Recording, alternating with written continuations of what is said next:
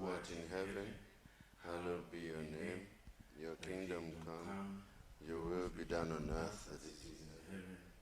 Give us this day our daily bread, and forgive us our trespasses, as we forgive those who trespass against us. And lead us not into temptation, but deliver us from evil. Lord, we ask you to continue guiding us as we continue this symposium. We ask this through Christ our Lord. Amen. Amen. Thank you very much, sir. Karibu sana. Good. You ready? All right. So I'd like to have one number, if you don't mind. One number from my Turumbeta guy. And then immediately after that, I will invite my good friend, Estabet. You ready? Yes. Good, good. And your panelists, I think, are here. I'm told your panelists are here. And one song. Bwana asifiwe. Wacha tuone. Na unainua mkono na unafanya hivi. Bwana asifiwe. Amen. There is only one person who was not able to do that. I would like him to do alone. How are you, sir? Now when you hear Bwana asifiwe, can you say Bwana asifiwe? What does this mean?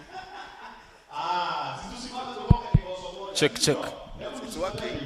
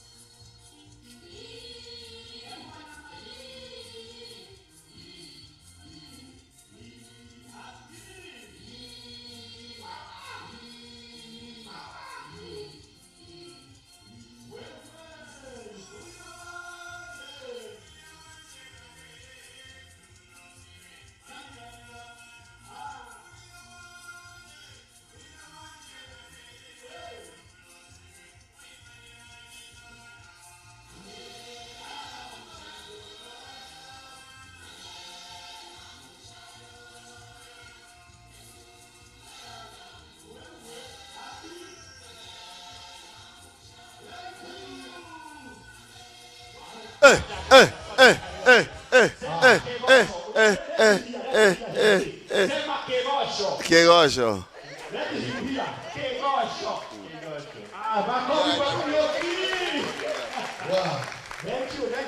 Okay. Umembatiza karaoke huyo? Okay, so no, ulisema waboi wewe, ulisema waboi, umesahau. She's coming. So my German friend, he's given you a new name. He's calling you, what did you say, karaoke? So yeah, karaoke, yeah. Yeah, and not karaoke.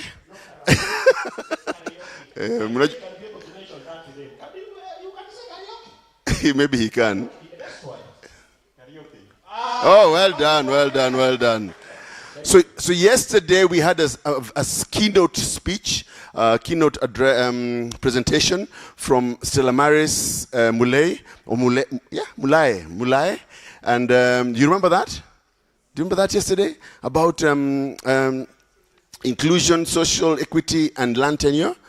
Now we are going to have a 30-minute panel talking about that and getting into in depth. And I know ladies are going to be very involved. All those questions you have, let's talk about them. I would like to invite the executive director from Rodi, Kenya, none other than Esther Bett, to please come and take us through that particular session. Please, let's give her a big round of applause.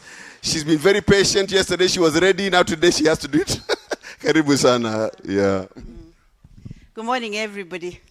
Karibuni sana. These issues of inclusion.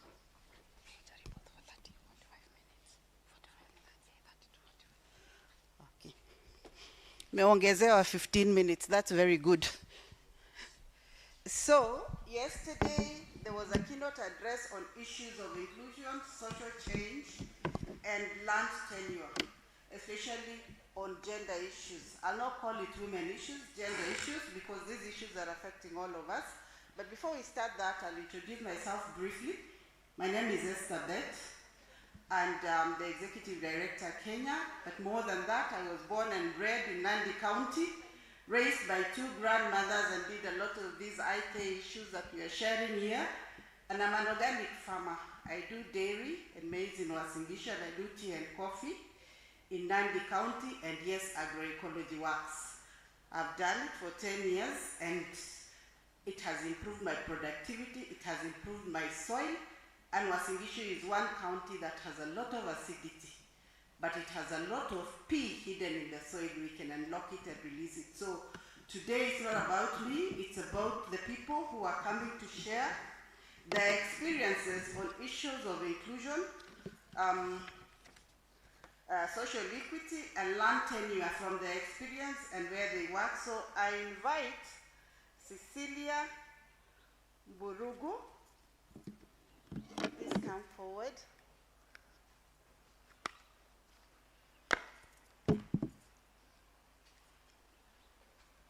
I'm sorry, I have to read with specs. Anthony Kuiti. Please come forward. Anthony, please. And then we have Pamela Wimbanda. Then we have Evelyn Nairesia. She's from a media organization. Is Anthony around, please? Oh, yeah. So, karibuni sana, and we will look at these issues that affect us gender-wise. We'll look at how we've come through these processes, how we've overcome them, what are the challenges we are facing, and how are we talking about gender and equity and sharing of resources. Because 75% of the women work on the land. They have access to the land, but they have to consult the men for choices. 95% of our land is owned by men. And even after the production, when the women have the resources in the stores, and we have to use the resources, who makes decisions and choices on the use of those resources. And if those resources are sold out, who makes the decision on who uses the money and what goes back to the farm?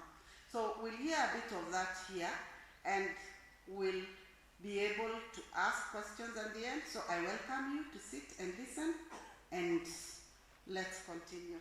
So I will start with Cecilia. Oh, you have a mic.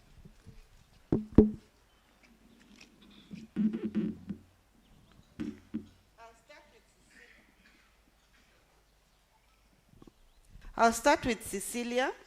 And Cecilia, I'm going to give you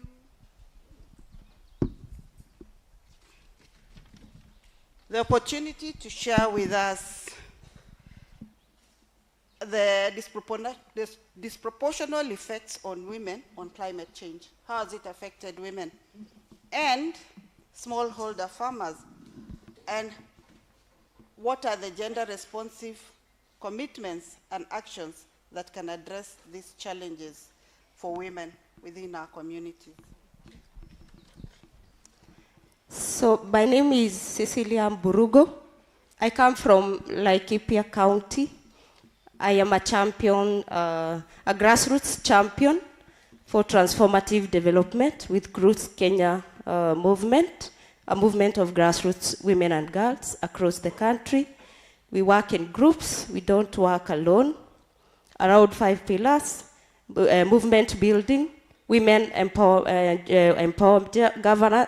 empowerment, economic empowerment of women, resilience of climate change for women, and all gender injustices are eliminated. Pertaining the issues that we are discussing today, there are many issues, and climate change is here with us, the discussions are here with us, and how women women smallholder farmers are affected by climate change. It's because we are seeing reduced crop yields due to fluctuating climate issues. There are floods, there are droughts, there's not enough water to cultivate, and this causes many women who are affected by these shocks. Another thing is the vulnerability of women to gender-based violence. We know that women are asking for seeds during harvesting, and this causes a lot of gender issues. And when women have to be left behind, especially in the pastoralist communities, where women have to go, men have to go and look for after the livestock, the women are left behind, and we are seeing a vulnerability on gender-based violence. The health issues, food insecurity, especially for pregnant women, nutrition for children. It's a matter that is affecting women smallholder farmers. There is limited access, use, control, and ownership of land. Because even as women want to cultivate the farm, they are cultivating the farm, the produce that they get. If they have no ownership of the produce that they get, they have a lot of problems where they come from. There are so many emerging pests and diseases that are coming up that are affecting smallholder farmers. And also the invasive species that have come. The women are trying, and we were told yesterday that the age of farming is around 61. Then I was asking myself, I am not yet 61, but I'm doing every work. I'm doing every opportunity that I can get so that the community, the women community leaders, and the women at the grassroots level can be able to cultivate the land. We have seen that all these are issues that are affecting the women smallholder farmers where we are residing in the country. The gender responsive issues that can help curb these issues. It's about gender responsive budgeting. We were told yesterday that the budgets are being reduced on a daily basis for agriculture. Where do the women go? Where do we get these smallholder farmers get their inputs if the budgets are always constrained so that they are not able to work? Another intervention that can be done is building the voice and agency of women. At grassroots level, we are very grateful for these opportunities that we get.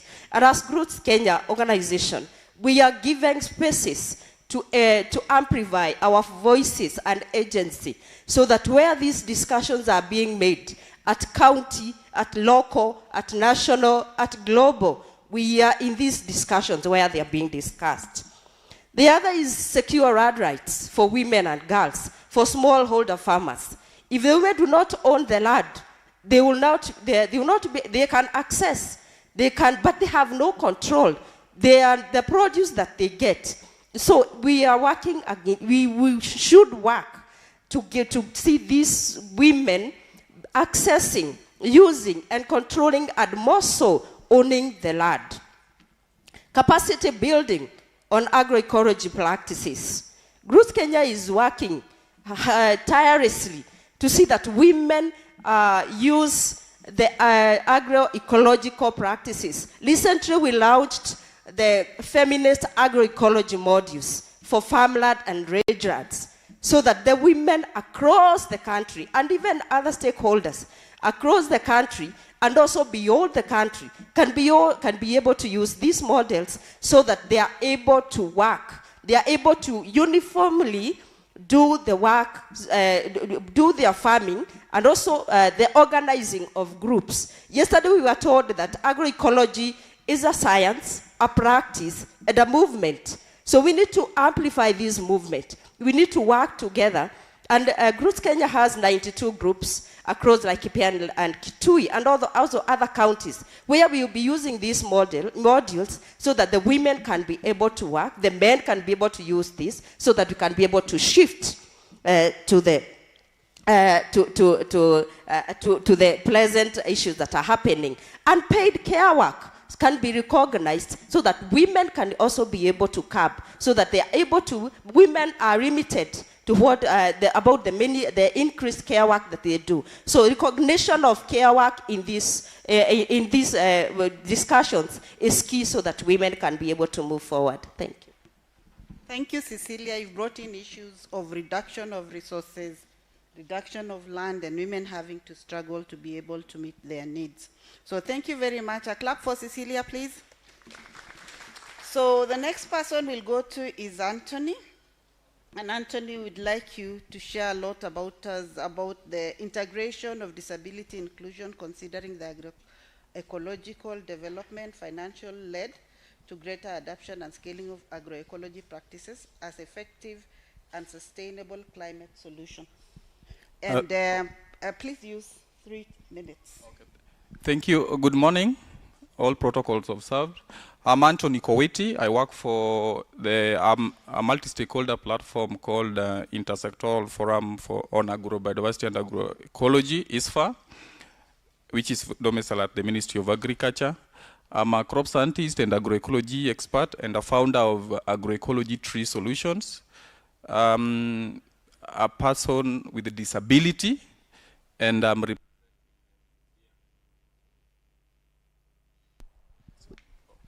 back. Thank you. I'm representing them here.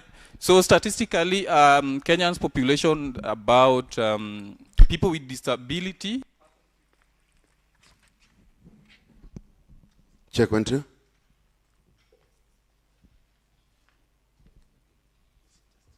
Sorry, statistically, persons with disability, we are around 7 to 10%, and most of these people live in the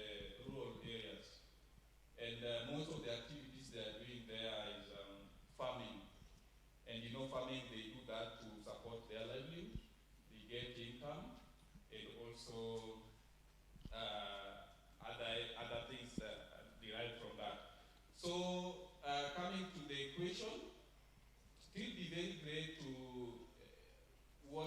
when we integrate disability inclusion in agricultural development systems. First of all, integrating disability inclusion, as you know very well, is it's a constitutional mandate. Different instruments talks about that in different frameworks. And this one, I can say that through that, many persons with disability will be able to be capacity built, be trained on aspects of agroecology, aspects of climate smart agriculture, so that they can also be able to create that resilience. Because now we know climate change is here with us. Another thing, when disability inclusion is integrated in this agricultural development, there is what we call community bonds. So it builds community bonds, whereby many community members will be trained on how to live in harmony with the people, persons with disability, and through that there is good networks, and also there will be community resilience. So the urge that I can give to various organizations and also give various players in this space of agroecology or agriculture, that we increase, there's need to increase participation of these persons with disability. Let's integrate them into the discussion.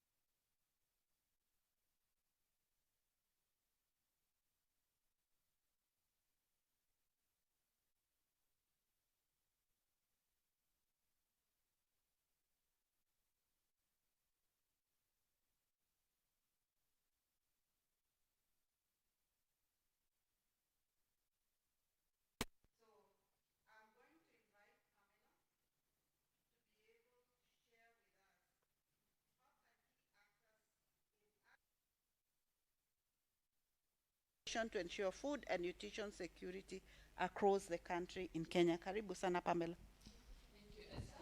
So my name is Pamela Mbanga. I am a crop scientist, and I'm also working with COTRI, which stands for Community Organization Training for Risk Reduction. So we're working at the grassroots, working with vulnerable and marginalized communities to empower them and enhance and ensure that they are resilient when it comes to the various risks which affect all of us within our communities. So in regards to your question, how can key actors within our food system or the agricultural sector leverage on technology and innovation so that to be able to realize food security? So I think the first thing is to be able to recognize where some of these technologies and innovations come from, which they normally come from either farmers, or they come from research institutions, or they come from private sectors. So how can we be able to tap into these various resources which they have to offer? And I think one of the things we're able to do is identify where can we be able to see the challenges, come up with the correct or appropriate technologies and innovations and plug them in. Because in Kenya we know, as much as we are a whole country, we find that maybe the southern areas, the western areas, or the Rift Valley areas, all these areas face different challenges when it comes to addressing food production. So we really need to identify technologies and innovations based on the challenges which are in these areas, so that they are able actually to create impact and resolve the challenges which are there. So I think key actors need to come together, identify through data. We really need to leverage on data. Because without data, we can't understand what is happening. For instance, one of the key technologies which we have right now, I think, is about weather predictions. So if we're able to predict our weather patterns, we can be able to inform our farmers. and the information to be disseminated to the various farmers, it requires efforts from all of us, including the CSOs, the government, and even the farmers themselves, and even the private sector, if they have these tools to be able to bring together all this data to communicate to the farmers. Another aspect I wish to emphasize is about soil health. Yesterday, Professor Whitty really emphasized about we need to really feed carbon into our soils. So we need technologies right now based on the key issue we have. We realize that we cannot depleted our soils. So we need to add carbon. So the technologies which we need to be investing in right now are technologies that will be able to, for example, harness waste, convert it into carbon, and put that carbon back into the soil. Because no matter what we do, no matter how many technologies we have, maybe for pest management, for irrigation, if the soils are dead, then there's nothing we're able to do. So I think where we need to start from is based on the key challenges which we have, which number one is soil health. The other one which I think we can leverage on is, as much as there is, I wish to also appreciate that a lot has been done when it comes to production aspects. So we are training farmers on how to produce sustainably, but I think there is a gap when it comes to post-harvest technology, and even just the correct way of harvesting and handling produce when it leaves the farm. So we find there's a lot of wastage which is happening there. So there's a lot we need to do on how, even just the right time to harvest. I think when it comes to resolving the issue of food security, there are these simple things which we normally overlook, which is even just when is the right time to harvest, for example, a kale, a mango, an avocado. Is a farmer able to tell, or will they harvest, and some of them will be rejected because they are not harvested at the right time? So I think every technology which we have should start where those key issues are right now, so that if we're able to leverage on them, plug in the technologies which will resolve these challenges, then we're able to get closer to resolving food security. Thank you.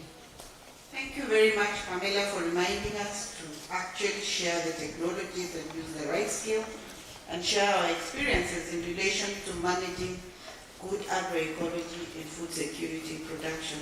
Finally, I invite Evelyn to share with us how gender-responsive land tenure contributes to achieving broader social and economic goals such as poverty reduction and food security.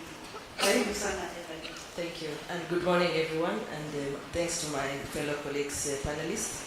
My name, as I've been introduced, is Evelyn Nairesiai. I work for an international organization called Landesa as the Africa Region Director. Landesa is not an acronym per se, but a coined word from the word land, so it's called Landesa. The main mandate of the organization is to secure tenure rights for everyone, but more specifically for the poor, the marginalized, for women, for indigenous communities, for smallholder farmers, for those that have high risk of being left behind. And my sharing here would probably supplement a lot of what was shared yesterday by Stella Maris. First is to appreciate that agriculture as a sector plays a critical role to our national development.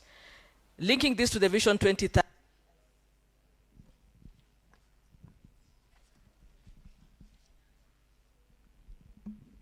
when you link this to the Vision 2030, where agriculture is a core contributor, or the bottom-up economic model for the government, the current government, agriculture is a core pillar for the development of this country.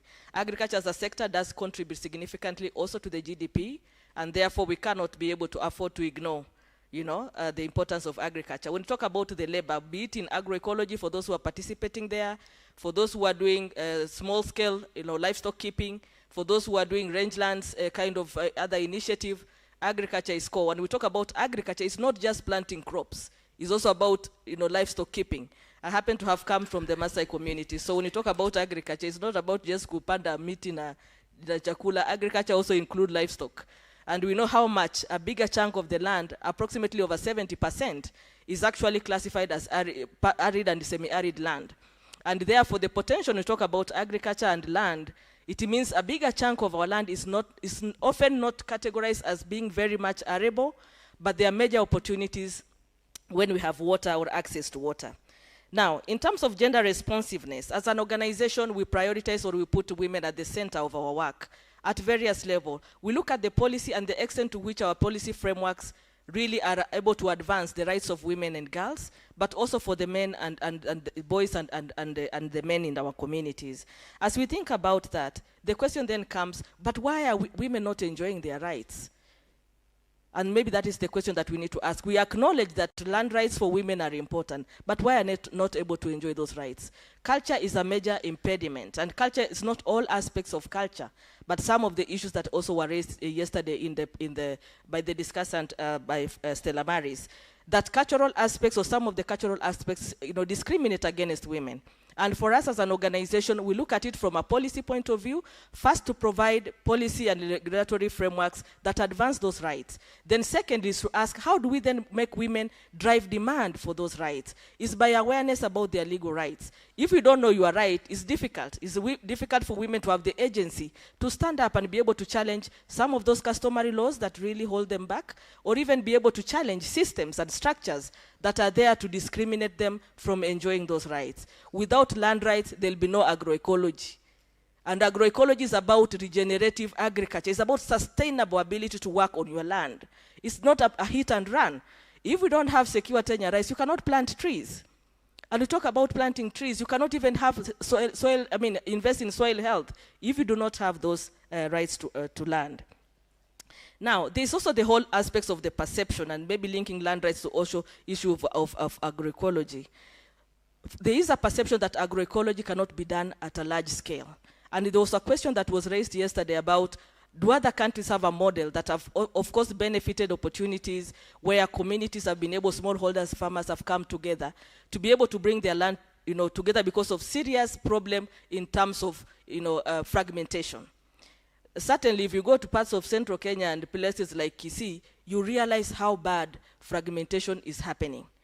Like land has been divided so much until it's now becoming less economically viable. Pengine ni mahali pa kuweka nyumba peke yake kwa lugha yetu ya nyumbani, si kweli?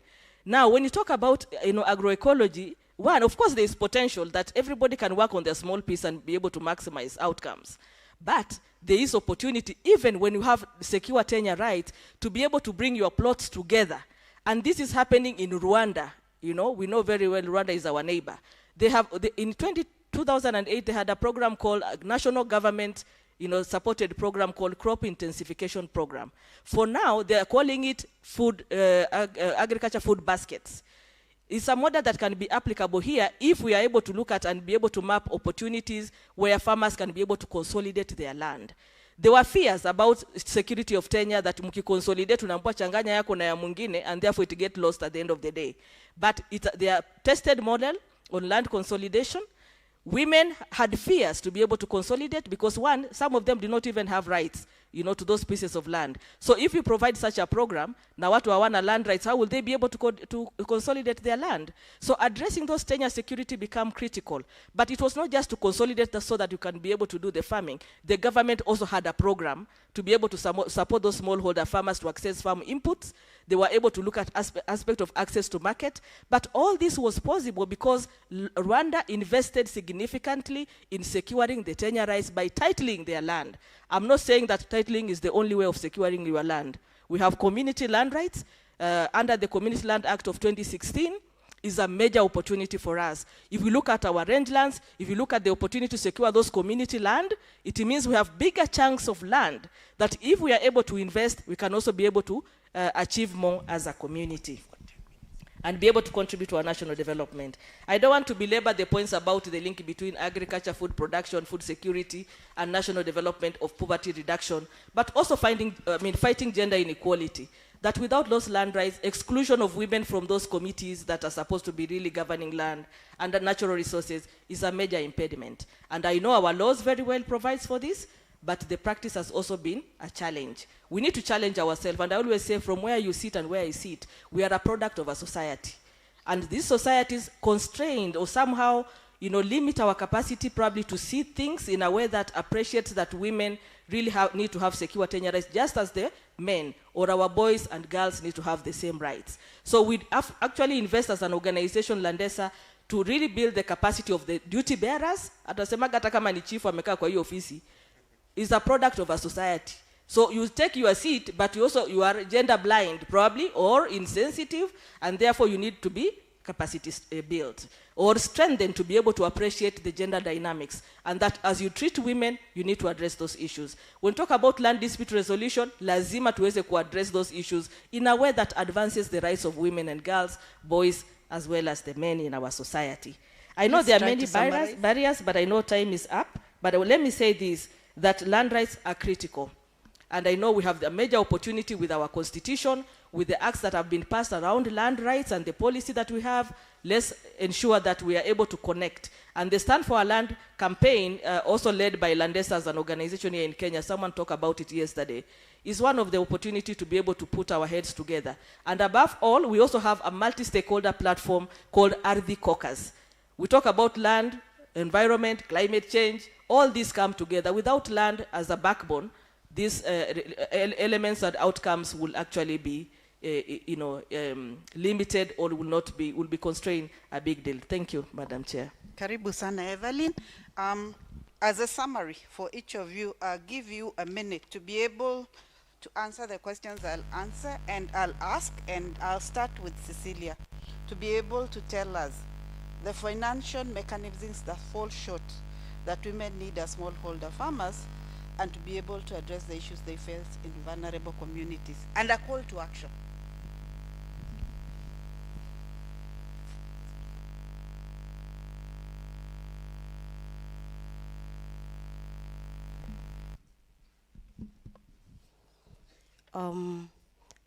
So the first one is rigid eligibility for funding.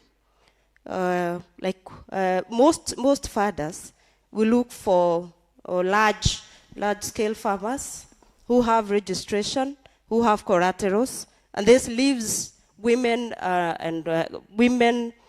smallholder farmers out at the grassroots communities. And this can only be done, this can only be diverted, and especially this leaves out especially the community, women in community lands. And this can only be diverted when discussions are made, where women they are included in the governing council, especially for the community land, and also women having owning land, so that can also have the collateral to get the funding. The other one is lack of flexible terms that exclude women, because the rates are too high. No father will risk to give out the funds, and this can only be diverted if we have the ownership of land and resources. The women can also, the smallholder and marginalized communities can be able to get the financing, the finances to control and to also use in their lands. The designs, the funding designs are not all women-led designs, all grassroots-led, because they leave out the women. And so these discussions should be placed and should come where women are involved, so that they can also be able to be part of the discussions that are being made in this, so that finances can trickle down. Most of the fathers do not consider unpaid care work during the design. So women are always working across the increased unpaid care work. And so if funding is considered, if it is integrated to put across, and also to enhance the work that women do at home, they also be able, the marginalized communities, they will be able to get the funding to increase their productivity for food security and continuity. Thank you. Thank you, Cecilia. For Alex, we'd like to know more about the financial mechanisms that will be responsive for agroecology issues in relation to PWDs, and give us a final message on what you really feel we need to do. Thank you. I've been listening to this discussion, and let me start with this. Social equity, inclusion, and participatory governance entails marginalized groups. Among the marginalized groups, I'm getting women coming out strongly, and men are being left behind. Secondly, I'm not getting the aspect of PWDs coming out strongly from yesterday's discussion. And allow me to say this. There's need for inclusive policy and legal frameworks. This has been provided by I mean at the national level, regional level, and also international level.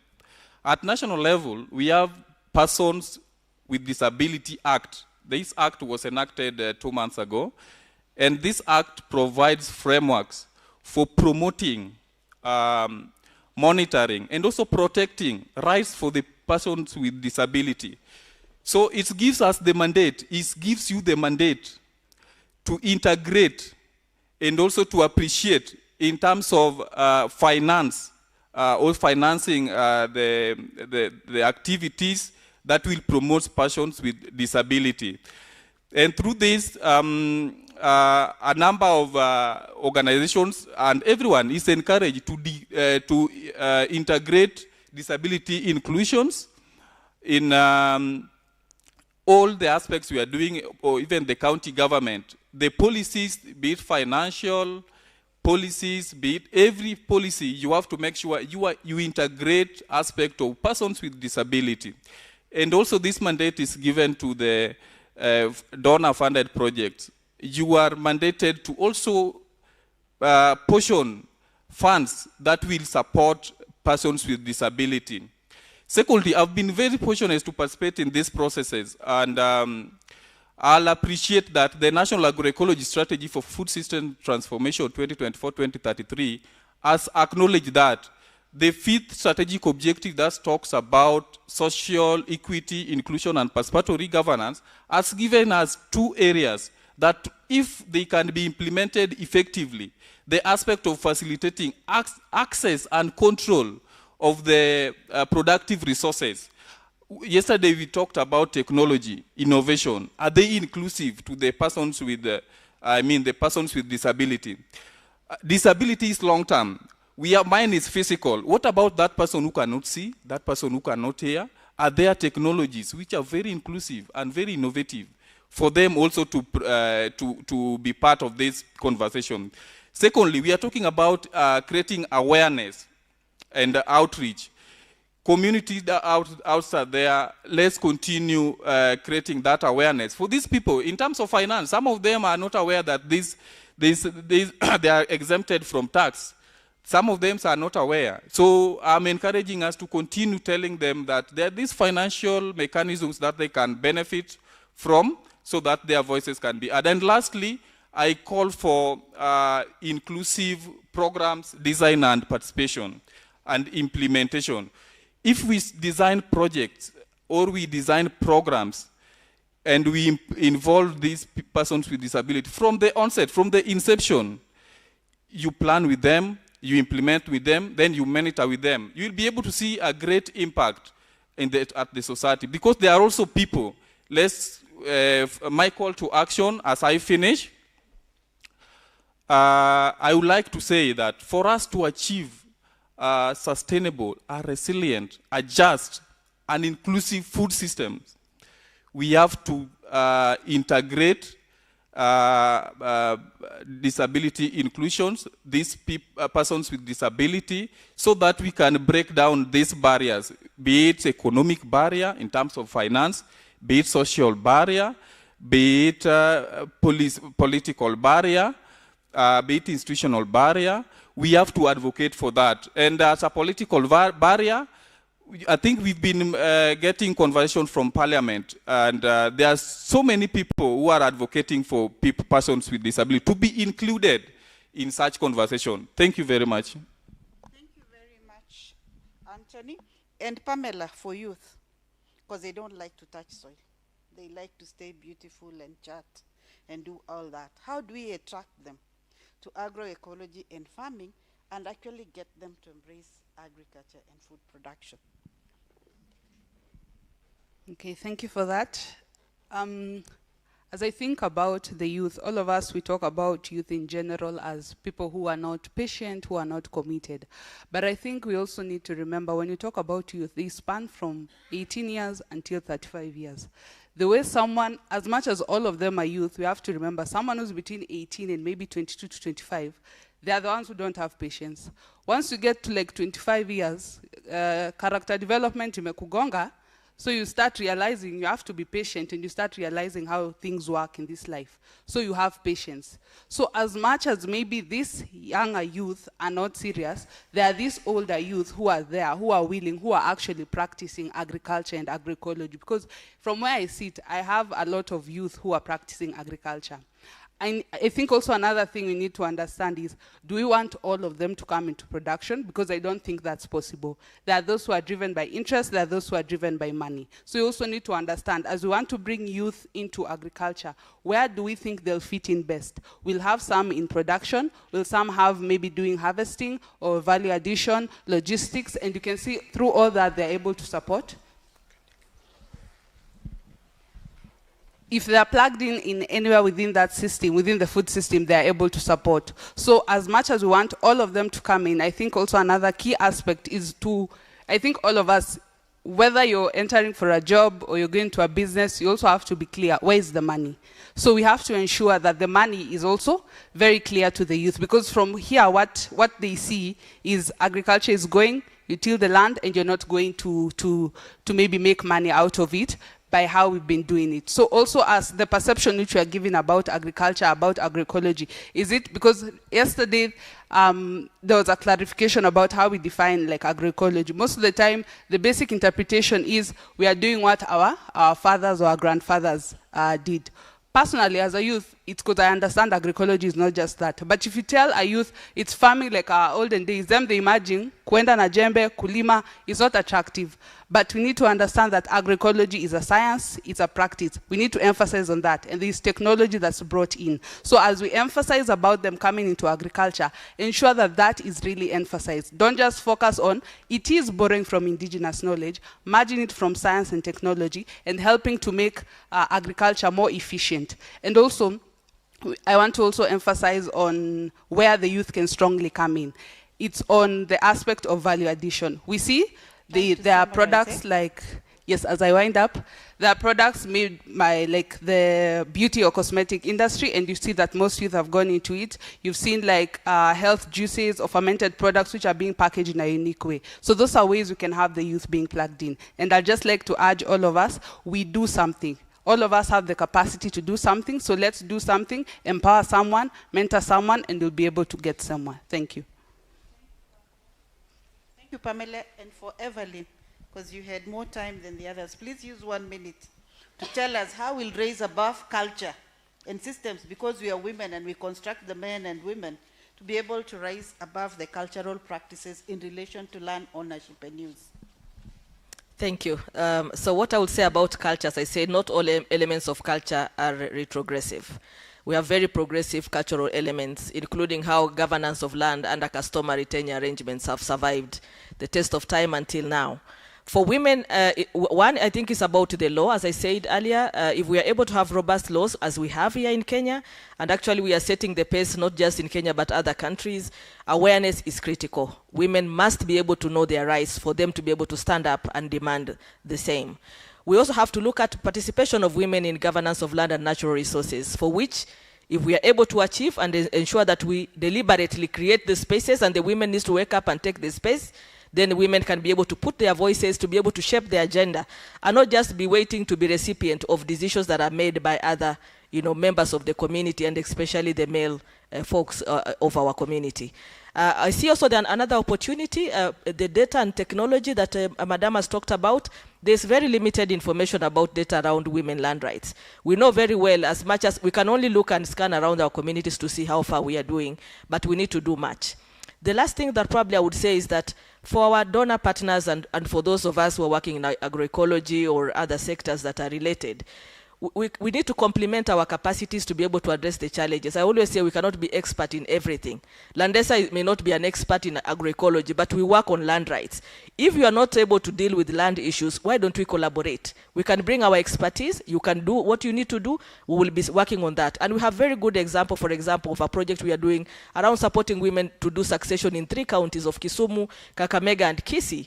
And you realize, as we sit here, if you ask people whether they have done succession of their grandfather property, I think maybe around maybe 50 or 60 or 70, most of us have not even done it. And you realize how that becomes even a challenge as a culture, because we fear writing wills, because people think they write wills and we die, or there's total ignorance about the importance of doing this. So what I'm saying is that there are opportunities for our donors and partners. Financing is critical, but we must be able to integrate tenure rights if we indeed are committed to be able to achieve the ultimate results of the agroecology work. Thank you. Thank you so much, Evelyn, Cecilia, Anthony, and Pamela. And let's give them an applause, please, for the good presentation. Thank you very much. Thank you very much, Esther. I need you to get Stella, please join us on the stage. We need to take a group photo. What did you think of that presentation and those different points of view? You enjoyed them? Yeah, very, very informed, and of course, people who are right there on the pulse of what is happening on the ground. So we'd like to have you take a photograph, and then we shall clap for you the way we have learned to clap very nicely. Yeah, so move closer together. Yes. Yeah, closer, smile. Stella, simama hapo katikati. Unajua ndio ulikuwa keynote. And all right, super duper. So ladies and gentlemen, once again, let's give a big applause for Stella Mulai, Cecilia Mborogo, Anthony Kowiti, Pamela Mwibanda, and Evelyn Naire Siai. Correct. And of course, Esther Bet. A round of applause, ladies and gentlemen. Thank you very much for that wonderful job. Karibuni sana once again, and you can have your seats. So ladies and gentlemen, we want to move to the next one very fast and try and redeem the time. We do have a keynote speech, a keynote address for the next topic that we're going to be doing. And I would like to introduce our keynote speaker. Thank you very much. Thank you very much. As they sit down, please give them one more applause. Musichoke kuklap, please. By the way, sorry, you know you're my key clapper, and you're on the panel, so that's why I'm not hearing them. You guys are the people who clap the most, so that's why I'm not hearing you. So please, let's clap one more time. Please don't be tired. Finally, yes, that is now an agroecological clap. That one. All right. So, ladies and gentlemen, we now are going to the next presentation, and we'd like to move that one as fast as we can. We are behind by about 45 minutes, and I'm sure we can redeem the time as we move forward. So today we want to talk about policy, governance, and science nexus. And the keynote presenter will be looking at this particular area, the guiding framework to practice shaping agroecology through policy. And this gentleman who's becoming on stage is Assistant Director of Agriculture, responsible for regulatory affairs in the Policy Unit, State Department of Agriculture, Ministry of Agriculture and Livestock Development in Kenya. He is an agricultural policy expert with over 29 years of professional experience in Kenya's agricultural sector. He currently serves, as we've told you, what he does, and he's also a board member of the Africa Seed Assessment Index and the Tegemeo Institute of Agriculture Policy and Development. He reflecting his commitment to advancing evidence-based policy strategic reforms and regional cooperation. He holds a BSc in agroeconomics from Egerton, and also he's distinguished himself as a policy development and review that informs sectoral reforms in agriculture. Ladies and gentlemen, please put your hands together and welcome with me Dr. or Mr. David Ombalo Otieno. Round of applause. Karibu sir. Until he gets here, let's keep clapping. Karibu sana.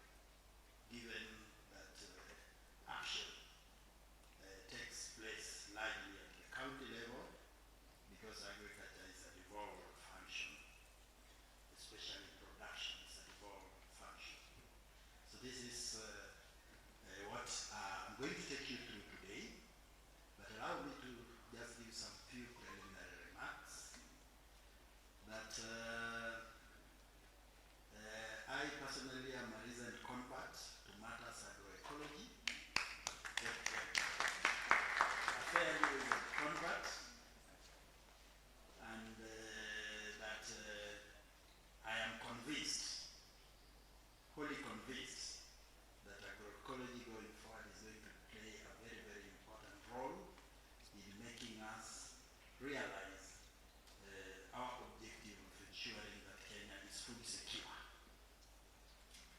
Whenever we, right from the days in college, and also when we joined the ministry, which I did way back in the early 90s,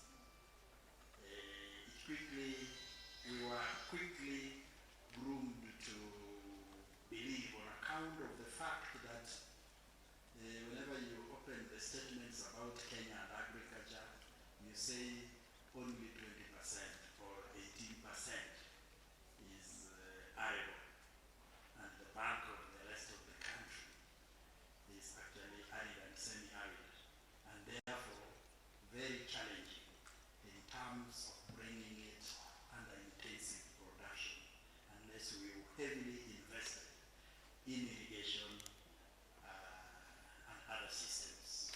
So this statement has informed largely the direction that government has over the years taken, and the focus has been to extract the most from the available, probably 20%, in terms of heavy investment and intensification that employs concepts around green revolution, use of certified seed,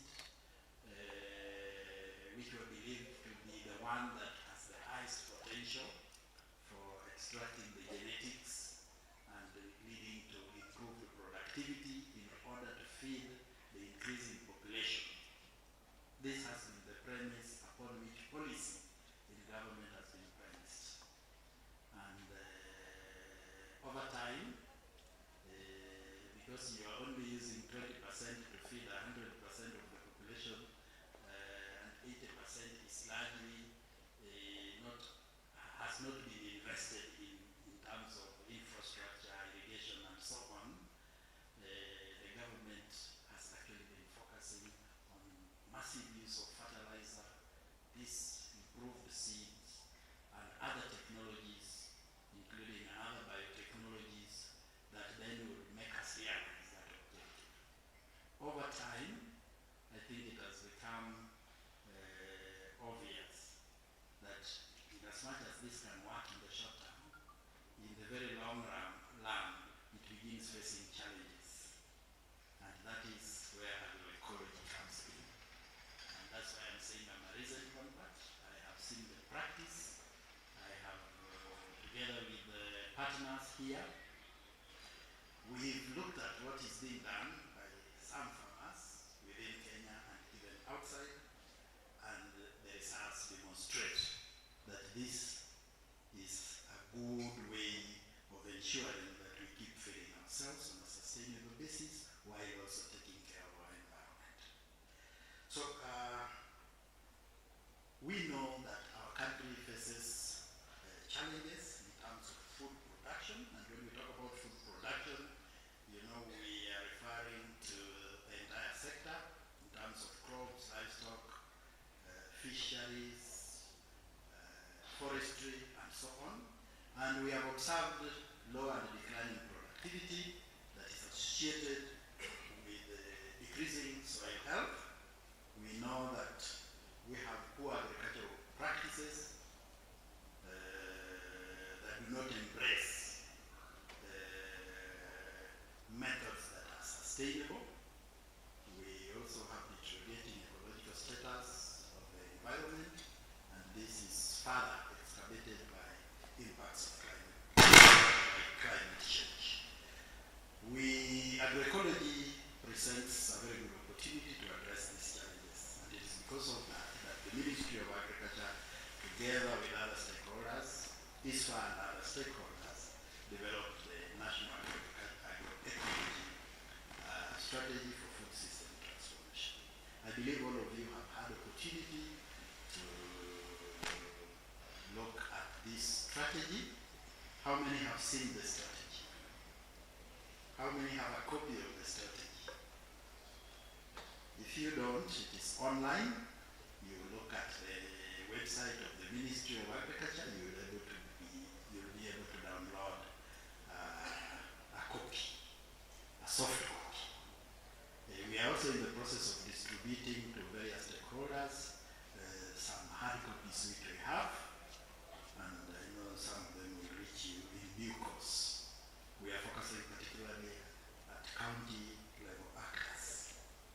So this strategy provides a very comprehensive framework to guide the transformation that we are talking about. And it has a vision of transforming Kenya's agri-food systems and sustainable resilience and inclusivity. Those who have gone through that strategy, you know that it addresses 5 broad areas, which we've collapsed into objectives: transitioning to resilient, sustainable food systems, promoting healthy and diverse diets, creating enabling environment and incentives, fostering research, innovation and training, and lastly, advancing social equity and participatory governance. These objectives are the benchmarks for which we need then to design county programs that will be implemented at the county level. In some quarters, those who look at the strategy sometimes think that this is a strategy which is separate from normal other government policies and strategies, and therefore they are in competition. That is not the case. That this is a document that is meant to implement and mainstream agroecology principles within the main framework policy documents that the government is implementing. And I know you are aware that within the sector, of course, nationally we have the Vision 2030, of which the space of agriculture is very clearly defined, and what agriculture should bring to bear in terms of its contribution to the 10% economic growth that was envisaged toward the horizon of 2030. And agriculture is one of the key sectors that is going to contribute to that economic growth. Then we have the agriculture policy, which is a framework policy document within the sector. And we have the agriculture sector transformation and growth strategy. And of course, the bottom-up economic transformation agenda. Okay. You can put it off. So,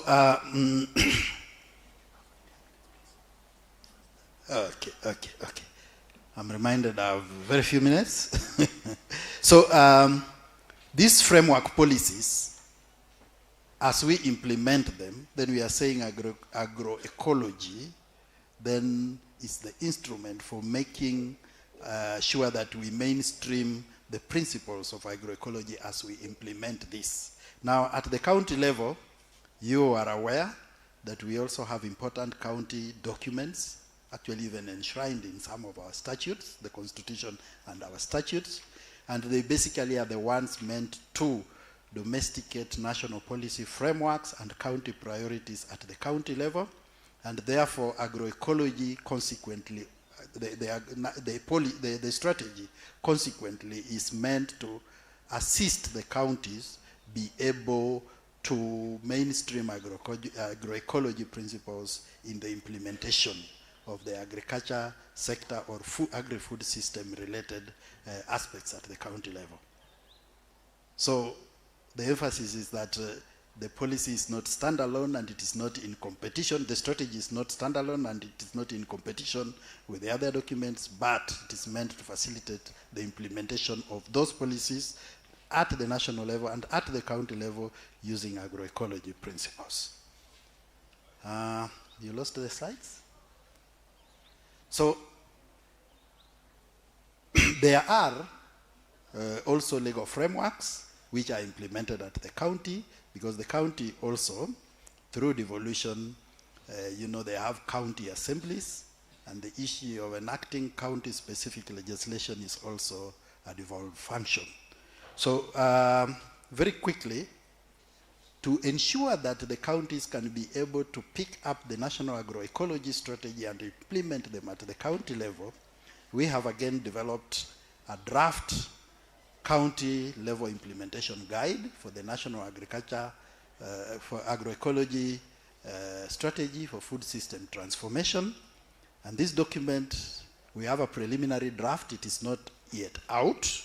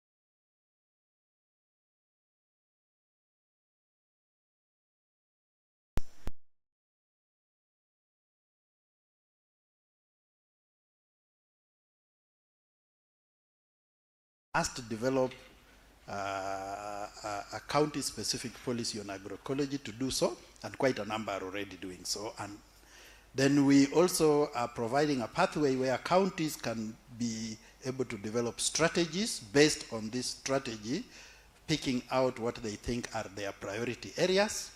And lastly, those counties which think that they want to move immediately for immediate action, where they leverage on the national strategy without delay, we are providing a pathway where the development of a short-term implementation action plan can also be undertaken. So these are the pathways through which agroecology can be implemented at the county level. In addition to these three pathways, once a county has been able to pick on a particular pathway which they think they would want to pursue in order to domesticate the national agroecology strategy for food system transformation, then the guide also provides for how they can do policy and legal alignment, to how they can extend, how they can, the principles they will use for choosing these pathways, is to look at whether their policies and legal instruments are aligned to the national, and whether there is opportunity within it to exploit or to undertake agroecology or mainstream agroecology principles. Then one of the issues that they may also consider in choosing which particular pathway is suitable for them is time and resource availability, because policy processes and strategy processes are fairly long processes. So they may wish to start with a plan of action depending on the time and resource availability at the county level, and also the issue of political visibility, because we know the terms of the county governments are also 5-year periods. And if you go the way of policy strategy, sometimes it may take longer, and the county government may be desirous of having immediate impact, and visibility and stakeholder buy-in. So this is also one of the guiding principles that will determine whether they want to go pathway 1, pathway 2, or pathway 3. Then in addition to that, the guide also provides for how we can map stakeholders at the county level, how to undertake a situation analysis using some common tools like PESTEL and SWOT in order to be able to determine where the county is in terms of matters agroecology, how they can then prioritize using participatory processes, which then onboard the various stakeholders and their needs and priorities, and how they can then be able to align these county priorities and cross-check them against the provisions that are in the NAS FST. So the guide also talks about the institutional arrangements that are necessary for effective implementation of the domesticated instruments at the county level. And it provides setup that will require the establishment of technical working groups that align to either existing structures at the county. Many of the counties, because of the approaches we have already undertaken in coordinating matters agriculture sector at the county level, have developed CASCOMs to coordinate efforts at the county level, and the technical working groups responsible for agroecology actually can be attached to these frameworks. Then it also provides for coordination mechanisms which leverage both new and existing platforms to avoid the duplication of mechanisms at the county level. It provides for how to ensure effective stakeholder participation, and also the linkages between national and county governments, which would facilitate capacity building, feedback, and also, yes, I'll be finishing in a short while. So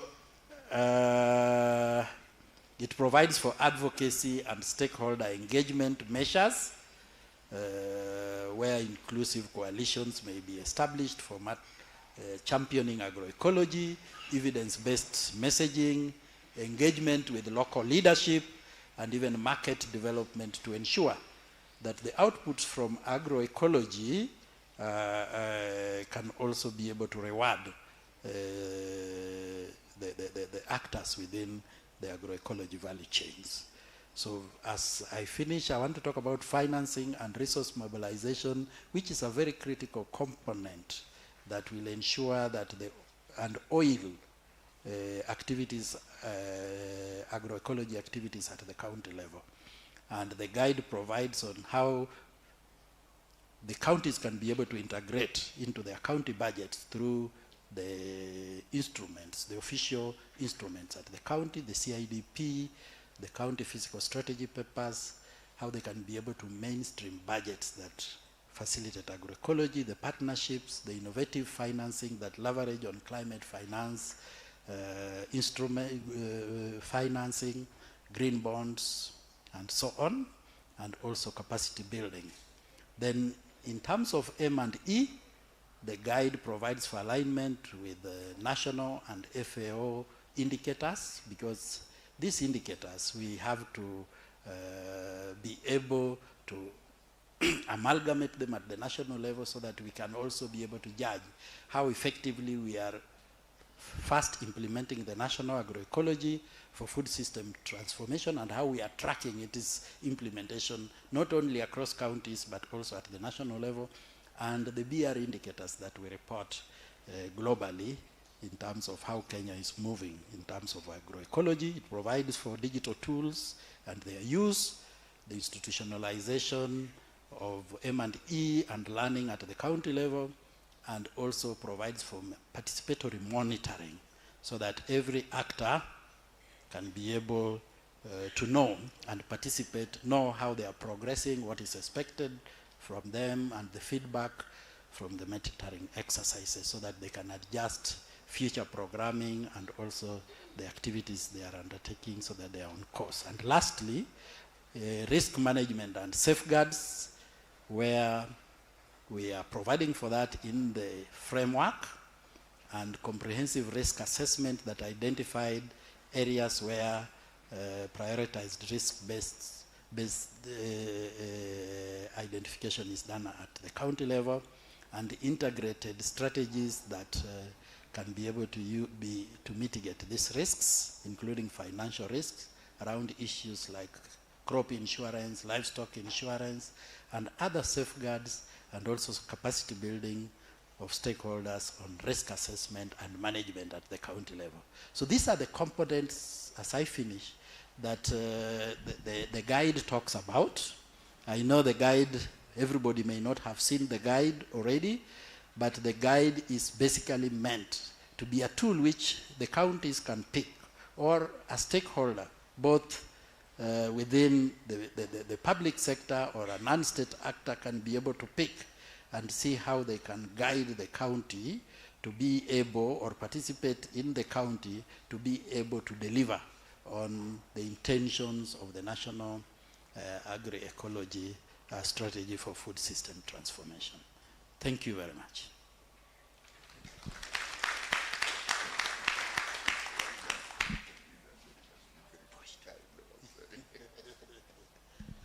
Another round of applause for Mr. Ombalo. Very, very well done, sir. You've taken the pressure very well, and I think you were able to handle it in a very short time. When we finish the panel, we'll invite you back on stage for a photograph opportunity with the panelists. So, ladies and gentlemen, please make sure you get a hold of that strategy if you don't have it yet, agroecology strategy, of course, food system transformation, all the way to 2033. Which is not so far away. It's very soon, actually. It's actually very soon. So make sure you get a copy of that. Ladies and gentlemen, I would like us now to welcome onto the stage to take us through the discussion, which will be dealing with mainstreaming agroecology at county and national levels. And I would like to invite the moderator from WRI, Dr. Robert Mbeche. So please come on stage. Please give him a round of applause as he comes on stage. And he has a big panel. I don't know how you're going to do it, but you have only 25 minutes to make sure that all those people talk. And I know you're a magician, so you can do this. Thank you very much. 25 minutes is very short, but and I know because I have a very powerful panel, so that makes it very difficult for me. Nonetheless, allow me to welcome this powerful panel of county executives. Join me in welcoming Honorable Joyce Mutua, the County Executive Committee member for Agriculture, Livestock, Fisheries and Cooperatives from Kitui County. Give a round of applause, please. Sorry, Makueni. My apologies. I didn't want to transfer you. Karibu-san. Yes. Allow me also to welcome Elijah Mbua, who is the Acting Director for Agriculture in Laikipia County, representing the CEC in that county. Welcome, Elijah. Allow me also to welcome Emmanuel Ngetich, the Technical Advisor to the CEC's office, also representing the CEC from Busia County. Welcome, Emmanuel. Yes, karibu. Allow me also to welcome Honorable Nicholas Kitungulu, the CC for Agriculture, Livestock and Fisheries from Vihiga County. Welcome, Honorable Kitungulu.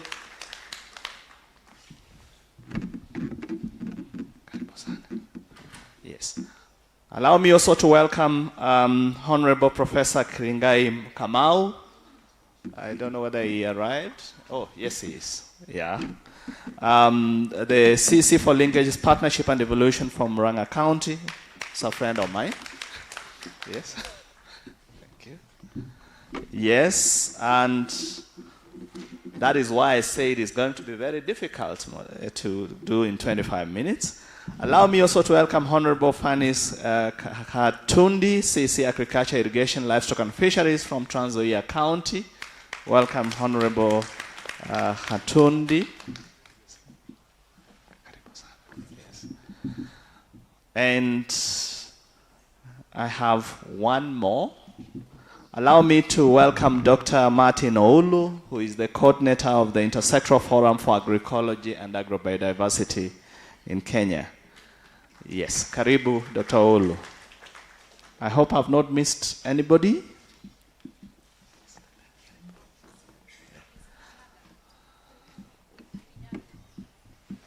I'm told there is a representative from Kirinyaga County.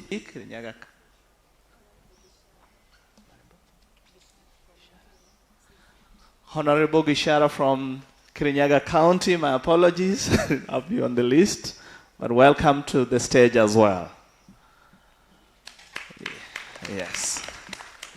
So you can see why we need at least an hour, and maybe even 2 hours. Yes. Yes. Yeah, you sit. I can stand. This is a big panel. So considering that, can you allow me to extend it to 1 hour? Let's try with 1 hour. Yes. Thank you very much, honorable members. I think this is the way most of you are referred. We are trying to understand the policy processes that are going on in the counties, but also a policy process that Umbalo has just spoken about. And so allow me to begin with, so here there are counties that have already developed their agroecology policies. They have already been launched. There are counties that are in the process of developing the agroecology strategies. The National Agroecology Strategy was launched last year, and Dr. Hulu will give us a perspective on what has been happening since then. So allow me to begin with Honorable Mutua from Makueni County. As they say, ladies first, men second, the rest of the world third. Now, Honorable Mutua, in your county you have, you have over the last 4 months kind of finalized your agroecology strategy. And often when the process is that fast, some people might think, okay, maybe there was something, maybe participation was sacrificed. How did you manage to both deliver the technical aspect of the agroecology strategy for your county within that period, but also allow sufficient public participation? Thank you so very much. Like I said, my name is Joyce Mutua, the CC in charge of agriculture. And indeed, we have developed the Makueni County agroecology policy. And this began by us acknowledging the thinking has been for a while. The development may have taken a much shorter period, but the thinking around this took a much longer time. Because then we first had to look and realize that we are a county that is highly dependent on agriculture. 80% of the population depends on agriculture for food and for livelihoods. And yet, about 57% of these households are food insecure. We are big on fruits, we are big on vegetables that we sell both in the local as well as the export market. And we also grow what we call drought-tolerant crops, so the green grams, the pigeon peas. But over a time, because we are aware of the climate change, the declining food production, we've realized that then the food production was not growing in line with the way the population was growing. And therefore then, keeping the way we were doing, we realized that we were going to find ourselves in trouble.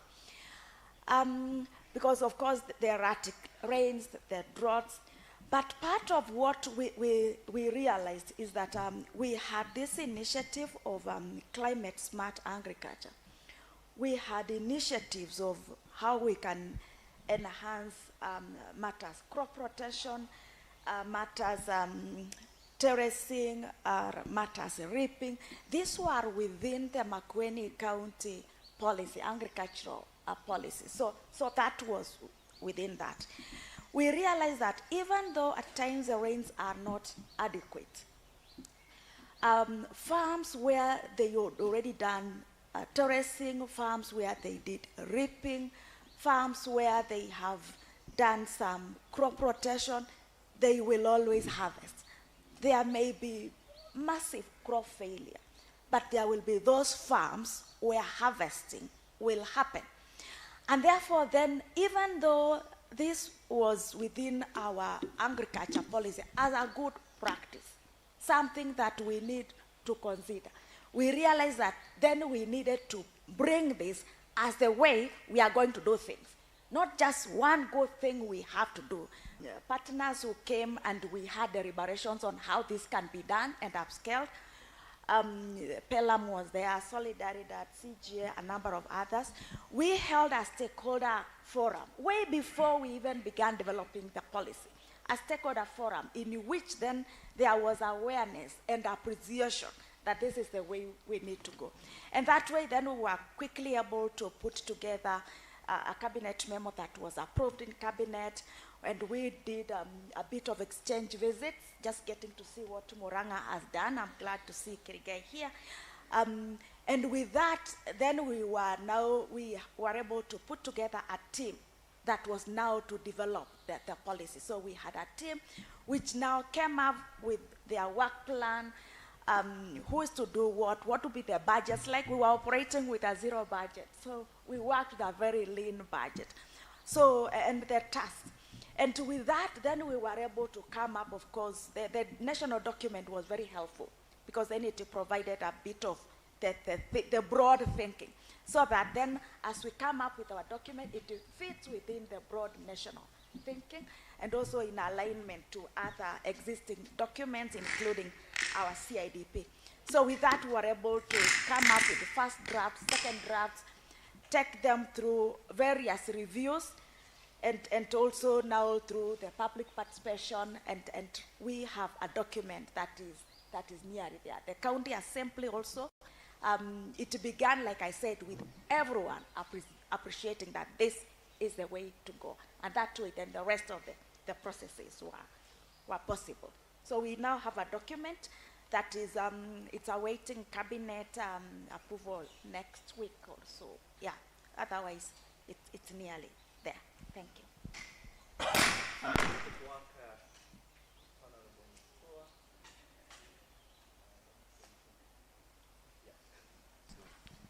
Fantastic work, Honorable Mutua. Followed that process closely.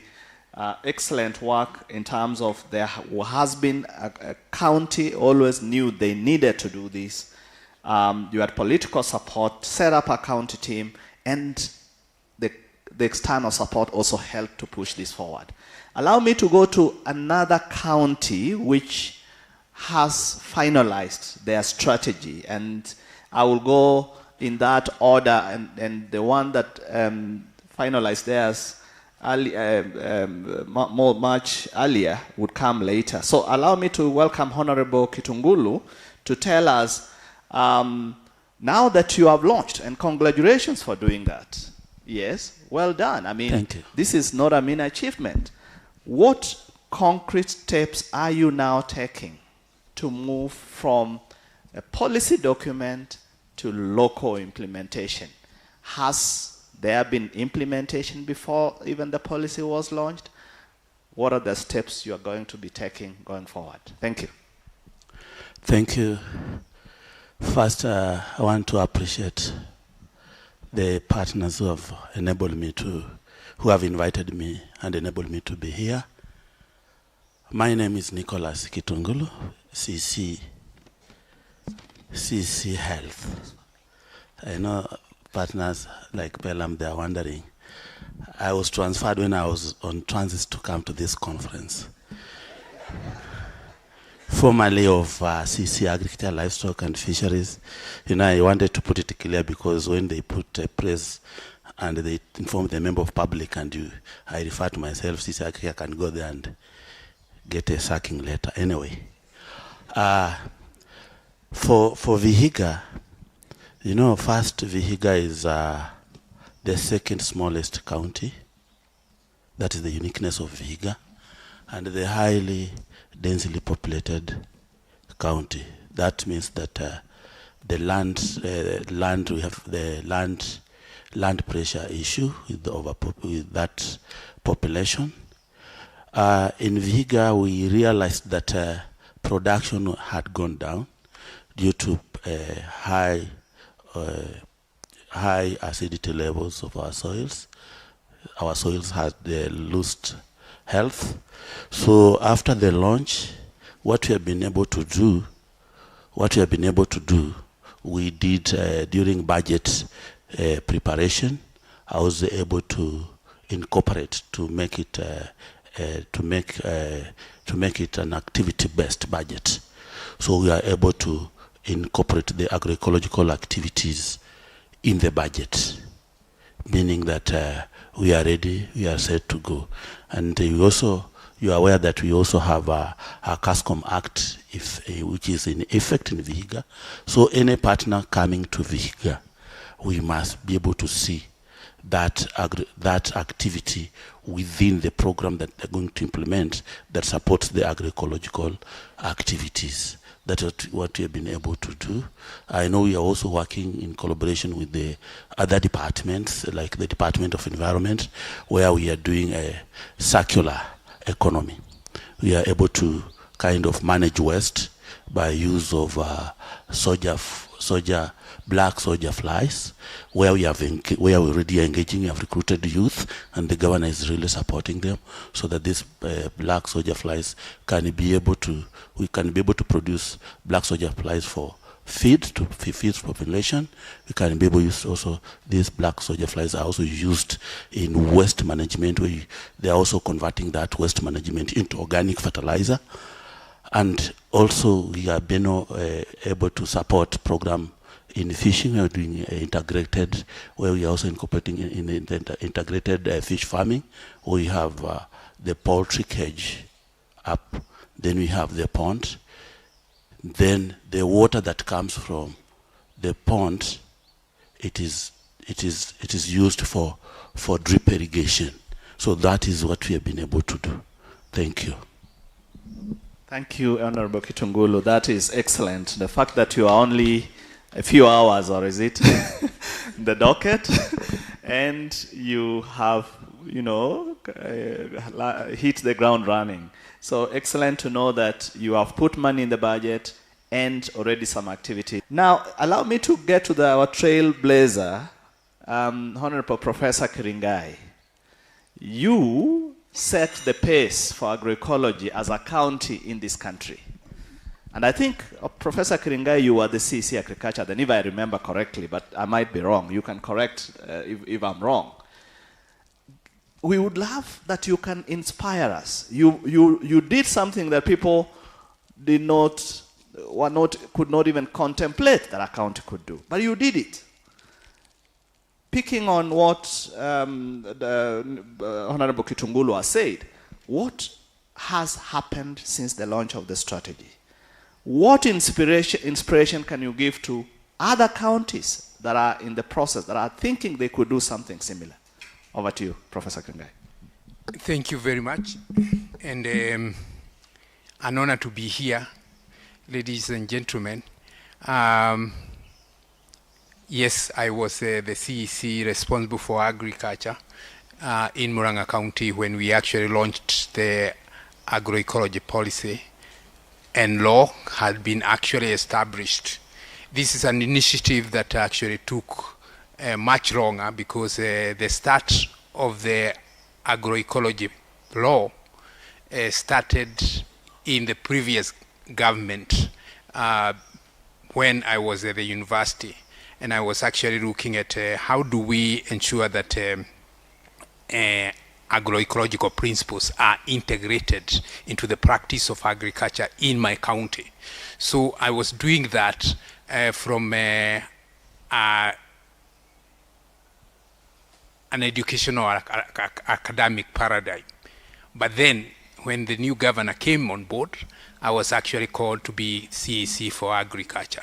And we have done many things in the county associated with those practices that drive agroecology and sustainability practices that many of you may have noted, Muranga is noted for. And one of the things that was critical is I had, as I was doing the agroecology principle integration to the county, using some of the practices that I was actually trying to persuade the Kilimo, Obalo was there when I was in charge of and agricultural transformation. Some of these principles were not easy to integrate at the national government level, so it was easy to actually go to the county and try and persuade the existing systems. Luckily, when I went to the county, I found the law had already been passed, but it actually required now the policy. So I only needed to support the passing of the policy to become the driver of the initiative. And I want to say one thing that is important. It is very important to actually have a strategy, Bona Obaro, but you cannot, make that sustainable. You need the institutional paradigm that is required within a policy and a legal dimension. Yes, the national government is doing that, but we need to actually have to anchor ourselves on a law and a policy at the national level. Why? Because we have issues health, we have issues trade, we have issues finance, all those, and of course agriculture. Not just in Kenya as a driver of good practices in agroecology, but across the globe. We have attracted some valuable partners. We continue to be invited to actually tell the story that we have been following. And I know my director, who actually has been working very closely with me, Daniel Gitahi, is here, because I might leave because I have another event in the county. If you actually want to follow more on what we are doing, then he will be very much available to actually guide you on some of the things that we are doing. Many counties have come to Muranga. We are doing what we need to do at the county level, and it is good that the footprint in the agriculture is actually very heavily county driven, but you also need that holding hand that the national government need to do so that we actually have the law and we have the policy in place. And I know the same partners that have supported you, and we were very much involved in supporting the agroecology strategy to be developed, will actually be there for the national government to do that, so that we actually become the only country that is actually driving this agenda forward. I want to say that it is not complicated. People are ready, because we are all falling sick because of the excesses of pesticides. Let's use that are actually so much not biopesticides that are used in the counties or by farmers. We are actually doing it the wrong way, using the wrong pesticides,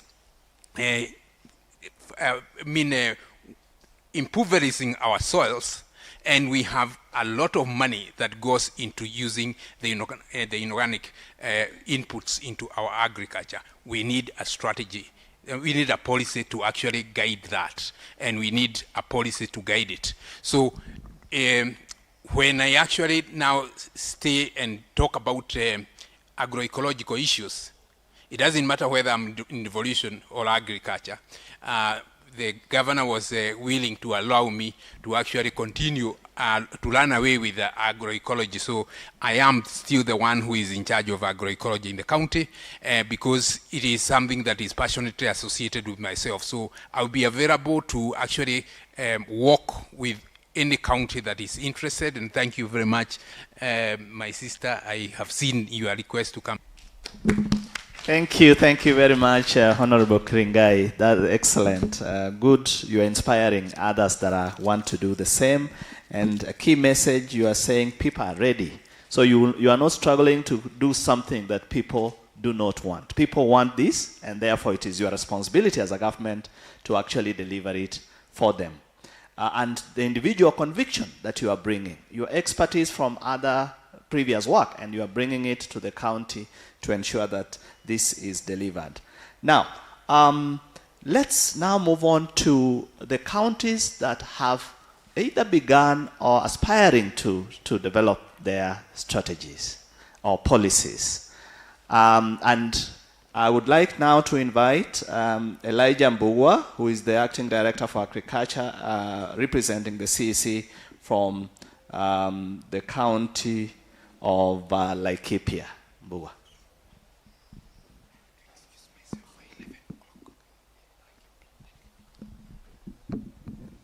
Okay, thank you very much. Ladies and gentlemen, good morning. My name is Elijah Mbugwa. I'm the Acting Director of Agriculture, Laikipia County, and I'm here representing the CEC, Mr. Dennis Kaso. I wish to bring his apology. He is having another important function where the CS for Cooperative, Honorable Oparanya, is the chief guest on revitalization of coffee in Laikipia County. So that is why he's not with us. He was supposed to be with us. County, we are just next, we are the one who are hosting the Mount Kenya on the west side, Saburu, Nyandarua and Baringo. Laikipia being a dry county, we experience challenges that has made us now to look for solutions. And we realize that conventional agriculture has not been able to deal with these challenges. Challenges like soil degradation, overuse of chemicals, use of hybrids. This is what our farmers are using most. And we realize that conventional is not giving us a solution. There are health issues. From the public health reports, we realize that most of our farmers are facing health problems which are coming from the food they are taking. Water is a challenge. Water stress is another issue that we are having in Laikipia. Food security, our land is not producing enough. And we thought and realized that agroecology can provide solution for this. Organizations like Groots, Caritas, Impact, and Pelham has been with us, and they have been supporting trainings to our communities. But the level of adoption has been very low, at a level of 5% or less. So we thought, as the county government, we need to accelerate the adoption of agroecology in Laikipia. And one of the things that we thought is to have an agroecology policy so that we can have, as an executive order, and adopt it into our system officially. At the same time, we have a bill that is going to regulate some of the institutions that we are going to put in place. I can say we are ready. We have created a coordinating unit in the sector of agriculture, livestock, cooperative, and fisheries, where we have, I'm now heading the coordination and stakeholder collaboration, and agroecology is also anchored there. So we are going to coordinate all the stakeholder. We have a very strong now stakeholder platform, and we are inviting all the interested parties to come and work with us. We are encouraging that we have an MOU with all the organizations and agreement so that we can strengthen the stakeholder. We are also using our CASCOM, the CASCOM roles to engage our partners. In our extensions, we have partners, as I've said, we have developed a curriculum, a training curriculum on agroecology together with the group, and it is available, and we are ready to integrate this training in our extension services. We have mobilized resources with all the partners, and we are now ready to start off. We also want to structure the Department of Agriculture so that we can accommodate as a directorate of policy, agroecology, and value chain, so that it can focus, we can focus on agroecology. Thank you very much. Thank you very much. You have already identified the challenges in your county that are inspiring you to move and develop an agroecology policy. And you have already mentioned them. I don't have to repeat them. So you are inspired by your predecessor counties that have already developed, and I'm sure you get support from them. Allow me to invite also Emmanuel Ngetich, who represents the CEC from Busia County, to also give us an idea of the challenges they see. What is this that is getting you to consider to develop an agroecology policy strategy? Please tell us what it is you want to develop and where you are at the moment. Yeah, good morning. Yeah, I'm Emmanuel Ngetich, representing the CC for Agriculture, Busia County. And I will start with some of the challenges which, as a county, we are experiencing. Soil. We have the soil degradation, which is it's a major challenge in our county. With the continuous utilization of synthetic fertilizers, we are now have that challenge of, in terms of food production, this low food production in Busia County. And the major contributor is utilization of, let's say, urea, because initially we had some of the major cash crop like the sugarcane. There's high application of urea, which has a lot of nitrogen. It has destabilized our soil pH. At the same time, also, it has even made some of the micronutrients, even in the soil, not being utilized. So there's a reason to rectify that. And rectification, it's only through the agroecology. At the same time, also, this soil fertility also, it's something that's affecting farmers. That's why, if we talk about circular economy, we talk about the intercropping, even the composting, and also even adopting the BSF, those technologies, it can really change and improve our soil. And also, we have the problem with the climate change. It's a challenge, whereby when it comes to even planting some of the crops, sometimes we must rely on digital information, even to know when the rain will start, what the right time even to plant some of our crops. So there's a need for digital information from the farmers.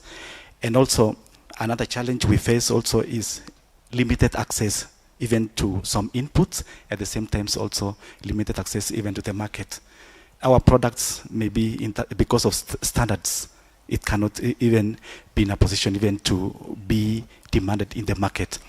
But the only way we can do that is we adopt the way of agroecology, whereby if it means even registering specific farmers to be recognized as they're producing the crops without utilization of a lot of pesticides, a lot of chemicals, whereby when it comes to traceability, they can be traced. I think that's where also it can make a great difference in our county. Another challenge also, as a county, most of the things like even developing the policies, we might not implement because of, let's say, the funding. But we thank all the multi-stakeholders that have come up and even supported us. And even as we talk about the agroecology policy in Busia County, I do appreciate the stakeholders. we have done the first meeting under the CASCOM. And that meeting, we came up with a work plan or the roadmap on how we will implement the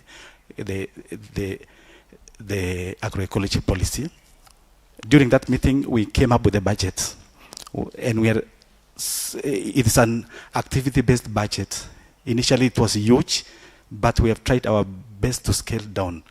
And let me recognize some of those stakeholders, like the BioVision, and also the PELAM, and also the BIBA Kenya. And we have onboarded many stakeholders, which they have signed, they will contribute, because after writing the letters, we encourage them just to support that process. As I come to conclusion on those challenges, there's this issue about social inclusion. We have talked about gender roles, women, youth. I can say in Busia County, when it comes to the land access and control also, that's where we have a real problem. You train women, you train the youth, but when it comes to implementation, there are those who make decisions. Those are the men. Maybe going forward, even men should be included, so that if there's any training about social inclusion, men also should be there, because these are the people which they make major decisions. And also, let me just add water. Water, it's a challenge in our county. We have the project of irrigation in our county, but still we suffer a lot because we don't have water. But if we adopt the best technology, because we need sustainability, we can adopt even those like mulching, efficient water use. Those are the things that this policy will guide, because without water, food production, it's not sustainable. Thank you. Thank you, Banangetich. Give him a round of applause, please. Thank you very much. Good to know you have already identified the challenges you have, the opportunities you want to address, and the fact that you are even considering creating a traceability system for farmers that start to practice agroecology. Allow me to move on to Honorable Fanis Hatundi.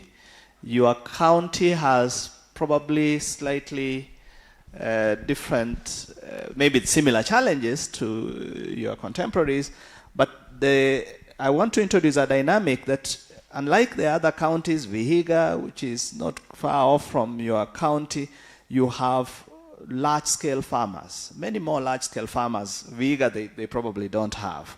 And so, while you reflect on the challenges that are getting you to think about agroecology strategy, how do you, what opportunities do you see in integrating agroecology in much more large-scale maize, dominant maize systems within Trans Nzoia County? Thank you. Thank you so much. Once more, my name is Hatundi Fanis Naliaka, CCM in charge of agriculture in Trans Nzoia County. With me here in the room is our Director of Agriculture, Director Mwombe. I would like to first appreciate PELAM for this timeless symposium that is giving us a platform to anchor matters policy in agroecology. First of all, I'd like to indicate that we are at the initial stages in our county, though we have intersecting challenges considering land degradation. For our case in Trans Nzoia County, we have quite a number of large-scale farmers, and the main issue here is a lack of explicit recognition of these agroecological practices. We also have very extensive practices when it comes to existing subsidy programs, where most of the large-scale farmers do practice the IPS subsidy fertilizer input, and you realize that we use a lot of chemicals and a lot of pesticide. So there is a lack of conventional input knowledge in Trans Nzoia County. We also have weak coordination among institutions. You realize that for those successful counties, the knowledge is not only in agriculture, there's sharing of the same knowledge. So that we have to incorporate the same in Trans Nzoia, where you realize that agriculture, environment department, and health have to correlate to ensure that we get to these large scale farmers so that we get to relay the same information to them. There is also inadequate investment in agroecological research for farmers. Most of them rely on output given data from research. So now that we have minimal record or data on these practices, it becomes very difficult for the farmers to comprehend. And then, of course, the economic vulnerability. Most farmers in Trans Nzoia rely specifically on the maize produce for their daily income. So when it comes to any practices that is introduced to the farmers, it plays a key role. And most of them will want that which has already had an impact. And we are quietly and slowly initiating it in Trans Nzoia County. Otherwise, as a county, we have a multiple crises when it comes to climate change, food insecurity, land degradation, and of course the economic imbalance. Thank you. Thank you very much, Honorable Atundi. Give a round of applause, please. Her county, and she has indicated, is trying to address a challenge that is unique, somewhat unique, and so there is a lot of thinking that goes into it, but happy to hear that you are also considering beginning this process.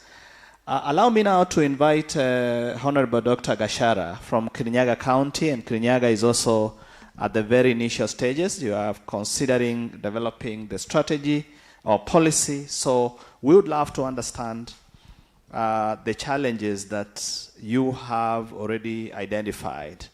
And when you develop this strategy, how then do you get it to address local realities on the ground? Thank you. Thank you so much for giving me this opportunity.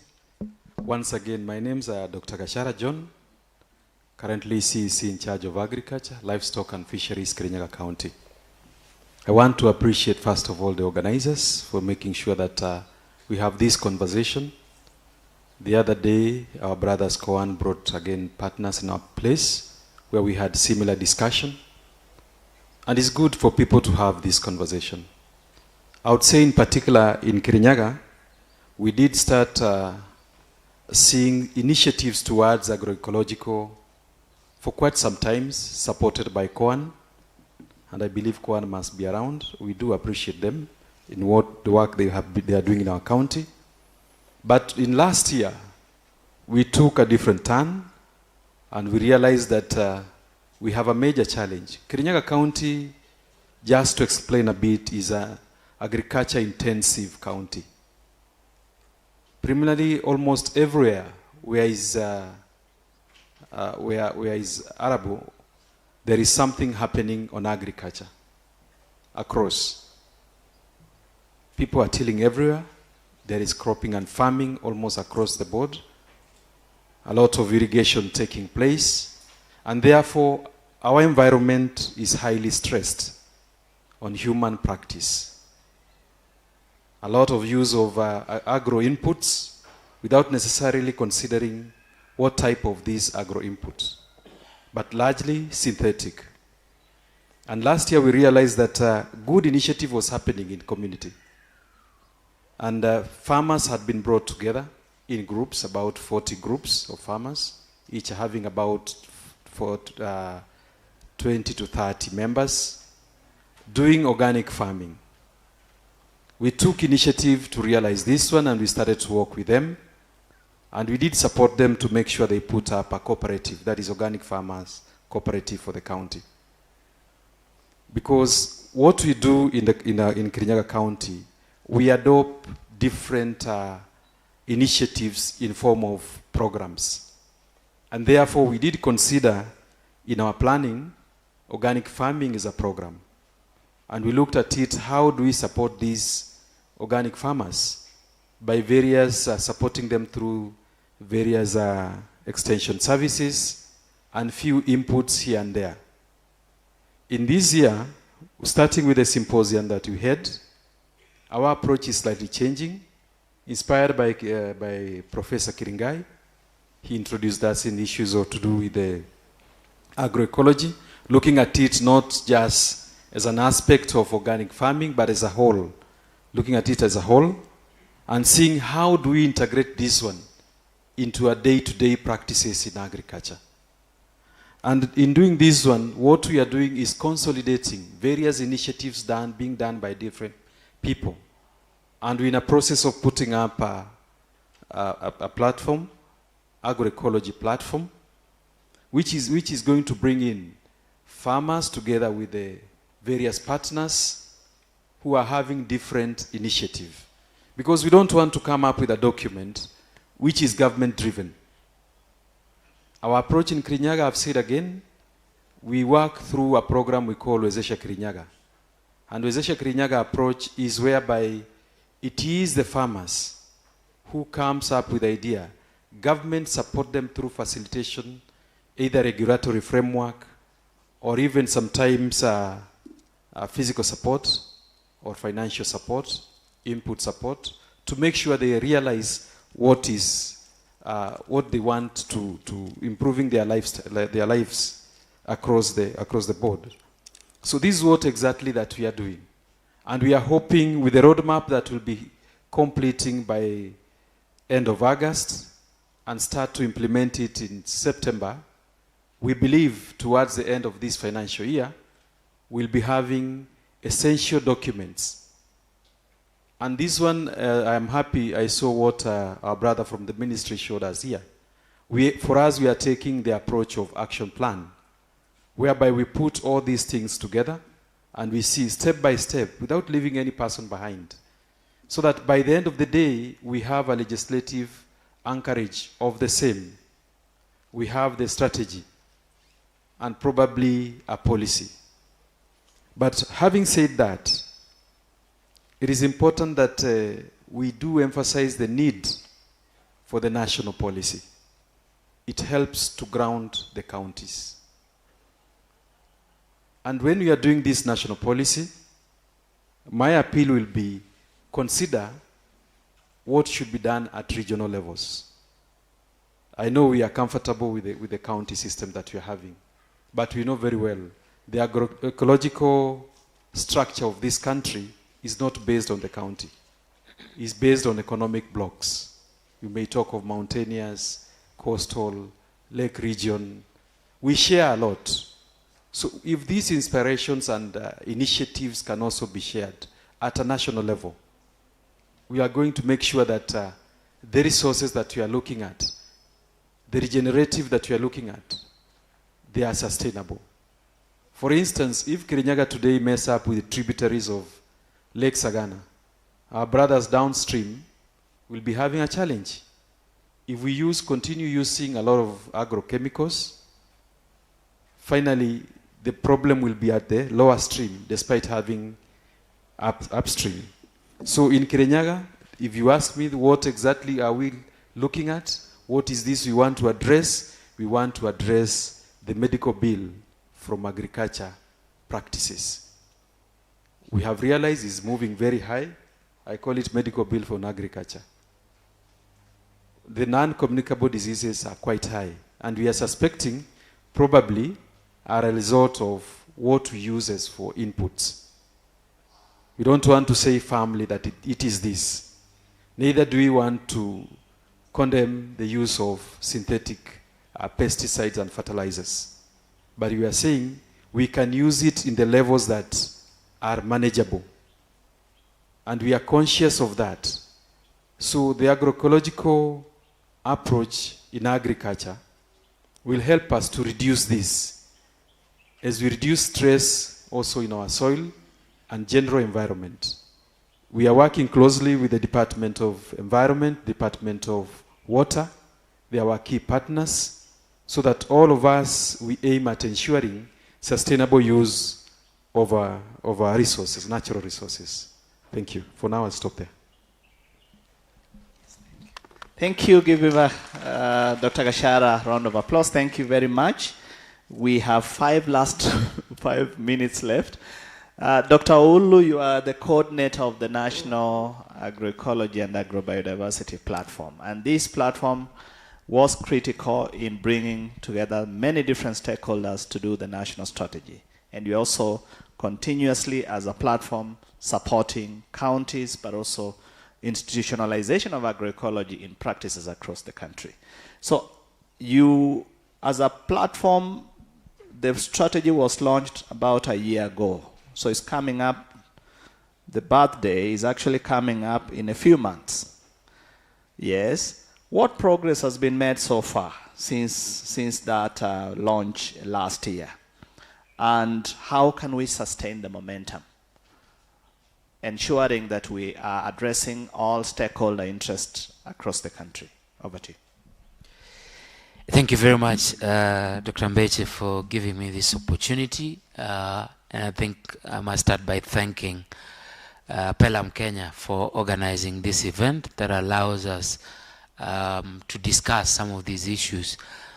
For those who don't know, ISFA stands for the Intersectoral Forum on Agrobiodiversity and Agroecology, which, as the moderator says, is a multi-stakeholder platform that brings together different stakeholders: government, private sector, civil society, research, academia, farmer organizations, the donor community, to be able to, collectively address some of the challenges facing our food systems.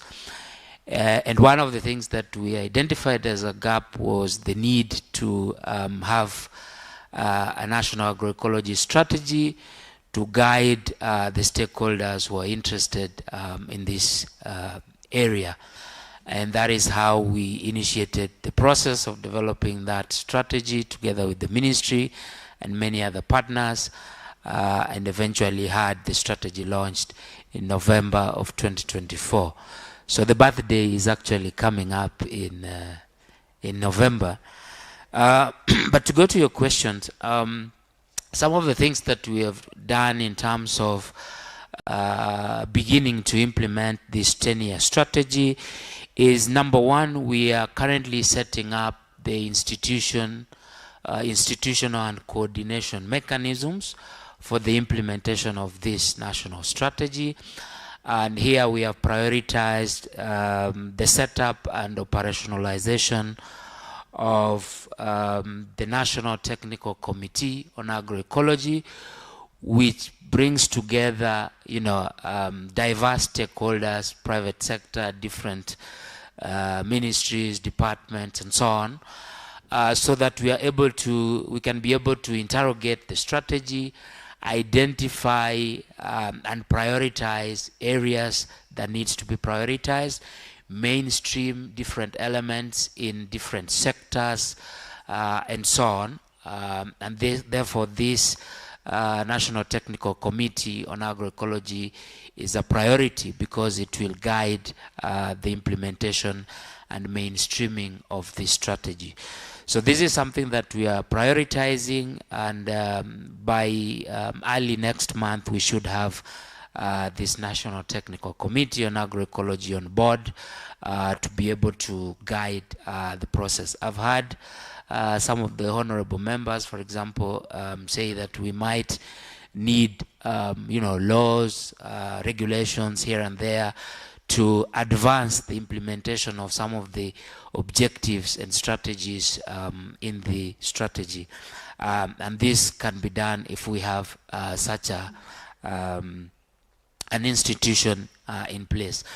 Hopefully, again, once we have set up and operationalized this technical committee, we also hope to then bring some of these issues to the Agroecology Summit, which also we hope to convene probably by the end of the year. The other area that we are focusing on is on developing a monitoring and evaluation framework for the National Agroecology Strategy. Once you have a strategy, you must come up with indicators, ways of measuring progress and effectiveness of the strategy. So we are already in discussions with C4 ICRAF, KNBS and other stakeholders to be able to start the process of developing the monitoring and evaluation framework to guide the implementation of the strategy. We are lucky that in consultations with the FAO, we are going to integrate TAPE. TAPE is the tool for agroecology performance evaluation, to be able to understand as we begin implementing this strategy, we need to know where are we, what is the baseline. And so FAO has come on board to help us undertake this TAPE survey, which will tell us where we are as we begin implementing this strategy. So the TAPE survey will be integrated into the M&E framework, and that will make Kenya, I think, one of only 4 countries globally to integrate this TAPE survey, which will help us understand where we are as we begin the process of implementing this strategy. The third area that I want to touch on is a lot of us agree that in terms of extension, we have a challenge. Not only that, we have few, extension service providers, but more importantly, they might not be, trained in the agroecological practices that we are very eager to have adopted. So one of the areas that we have prioritized, working very closely with the Ministry of Agriculture, is the development of a Kenya Agroecology Extension and Training Manual. The team that is spearheading this has already been set up and has begun the process of doing this. We are in the process of getting a consultant to work with the ministry and this committee to be able to do this. So I know, for example, like Kipia mentioned, they have a module, a curriculum, but there are several out there. What we hope to do is bring all these together in a sort of one guide, extension and training manual that would essentially jumpstart the process of rejuvenating our extension system. Lastly, one of the areas that we have identified as a challenge is in terms of agroecology inputs. There are many challenges that agroecology entrepreneurs are facing, whether it's in terms of registration of bio-inputs, biopesticides, and so on. And so we've started a process of engaging with the regulatory authorities to be able to look at the environment, to ensure that our entrepreneurs, our innovators have a conducive working environment to ensure that we can upscale and support these agroecological inputs, bio-inputs, and so on. And so last month we came up with a policy brief, and we had discussions with PCPB, KEBS, KRA, and many of these other regulators, just to find out how can we start to address some of these challenges that our agroecological entrepreneurs and innovators are facing. So those are just some of the things that we are beginning to implement in terms of, implementing this national agroecology strategy. Thank you. Yeah, thank you very much, Dr. Olu. It's not only that we are running against time, but otherwise these are great to hear the progress that is being made. I'm going to request that I give them 1 minute each. 1 minute, and you have heard honorable members to give a parting shot and reflect for those that have already launched their strategy or about to launch, like Makueni, to implementation, to impact in 1 minute and the parting shot. And those that have not, reflect on how do you wish to engage the different stakeholders and put mechanisms to allow you actually get to the strategy, to the policy, to the action plan that you actually want. So I will just allow 1 minute, please. That is what the commitment I have made. And let's begin from Dr. Gashara here and move straight all the way to the end. Thank you. Thank you so much. As I had said earlier, for us, we are establishing a stakeholder platform where we are bringing the partners together. And in this one, the key partner there is the farmer, so that he can be part and parcel of this development together with our legislation arm, that is County Assembly. As a county, we are committed to make sure that that one comes out, because by August we have our action plan, and then from there we start to roll step by step. While practicing, we are also going to do the documentation, while also reviewing what is there at national that we can be able to borrow, what is there from our partners in the region that we can be able to borrow. Thank you. Thank you very much. In Laikipia, we want to do our policy differently. We want to consult up to the ward level. We want to consult up to the village level as we develop our policy. We want to do documentation of more than 40 tribes which have got different cultural practices. We want to include youth and women and disability in our agroecology policy, and purposely we are going to target them so that they come on board.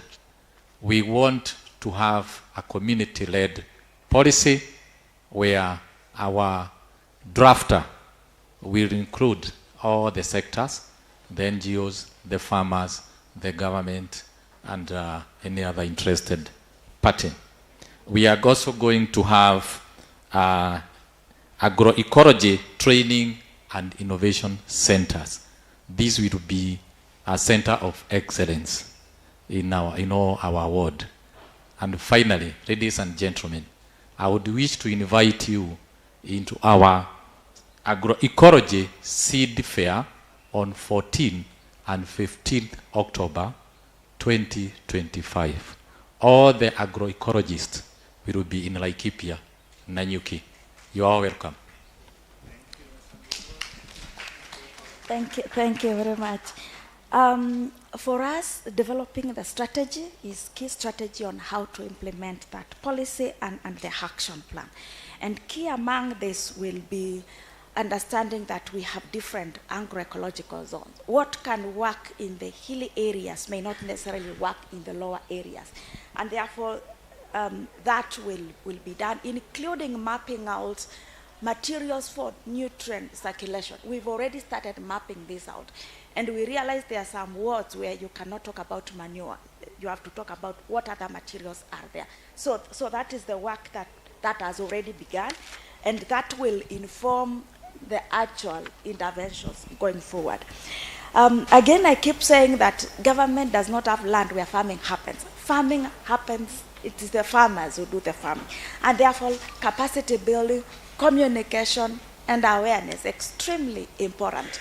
Looking at how we do this, even in the local language, so that then farmers can understand and begin to implement. Mechanization is key, technology, innovation, all this, so that then we are able to do soil testing and be able to advise on how we are doing matters enhancing soil health. We have strengthened our investment to extension. This year we plan to recruit about 15 more extension officers, so that every ward can have an agricultural officer, a livestock officer, and all that. And also facilitating their movement, so that then they are able to provide extension. We'll be looking forward to that document that is developed. But again, as I said, one suit may not fit all. We have to customize at the local level. Thank you. Yeah, as I analyze some of the areas we come from, because we know that we have different agroecological zones. So the time we discover that in terms of implementation, we need that flexible implementation, so that whatever we implement, it's depending on our agroecological zone. And also the uniqueness about Busia, I just want to capture, we have the biodiversity policy, which needs to be reviewed. So all those indigenous vegetables, even the indigenous knowledge, it is in our county. So going forward, it must be enhanced, even to be outscaled, so that at least it can bring some returns. And also the issue about resource mobilization. Even it's a challenge also to the county government, because when we come up with the CIDP, most of the time we come with the CIDP, but the way we want to implement those CIDP, if you discover that we have the fiscal strategy paper, that's where they prioritize some of the activities. They do it. If there's a way whereby even anything about agroecology also should be prioritized. After prioritization, that will come now to ADP, which is the annual development plan. That implementation will be done. So as a counties, I think it's a great challenge also to implement and to support. Thank you. Thank you. As a county, if you look at our agroecology policy, we have implementation matrix. I think with the implementation matrix, what we need to do is as CCM, we need to put it so that we also do it as performance contracting. So that those activities, you also put them so that you can be able to be evaluated yearly. We have also engaging youth, as I said, in circular economy. We, as a country, we have been able to employ 47 extension officers. Then we also, because extension sometimes cannot be enough, we are also training community-based facilitators and establishing demos in all the wards to enable the farmers to be able to learn the new skills to integrate the agroecology policy. Thank you. Thank you so much for Trans Nzoia County. The first step is mainstreaming these ecological practices, policy in the CIDP for budgetary allocation, that which is mandatory, and then establishment of agroecological units of focal persons within the departments and sector sections.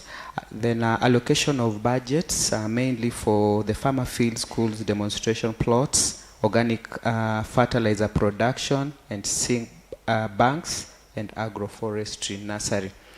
We also intend to train extension officers on agroecological practices, and then support the formulation of agroecology farmers cooperative and markets. And then lastly, facilitate policy dialogue between the industry, the knowledge from the elderly. Thank you.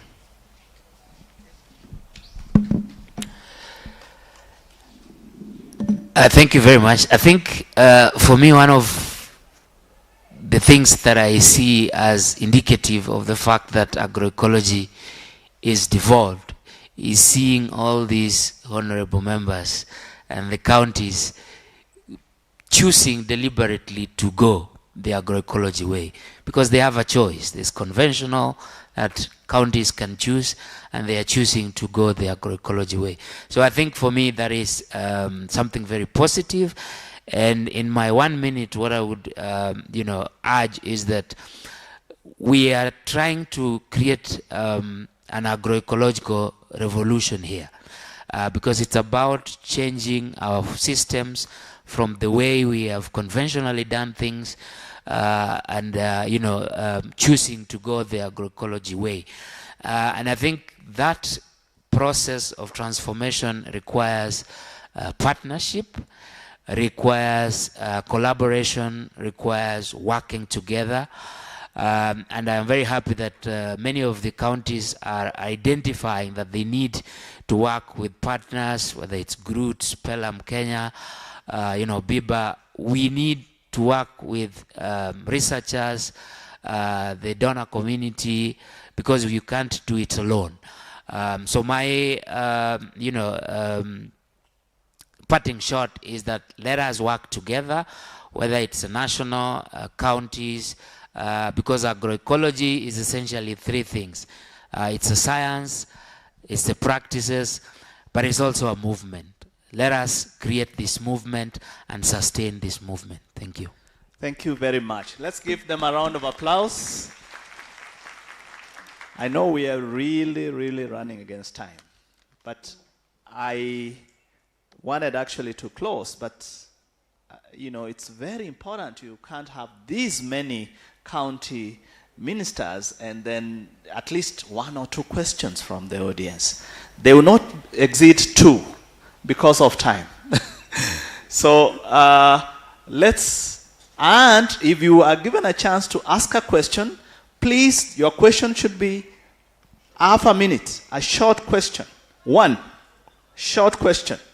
I don't know whether there are people that are, it would be, I think I'll pick a lady and a gentleman and that's it. This gentleman here was the first one to raise their hand. The lady on the other row was the first lady to raise up their hand. Unfortunately, sorry, the others, we can't have any more questions. We are only going to have 2. Okay, we ask from here. Let's have one from here so that there are 3. No, this row, they don't have a question. Thank you very much. I was trying to be equitable. Thank you very much. My name is Francis Nsanga, and I work with BioVision Africa Trust. I sit in Kampala. I'm the Kenyan who lives in Uganda. I come with a lot of learning from across the countries where we work, and I see a very beautiful thing that Kenya is doing. And my psychological contract tells me to be a merchant of best practices. Now, I've seen that what Kenya is doing is beautiful. And my question is around what Mr. Ombalo shared, but also all the honorables have touched it.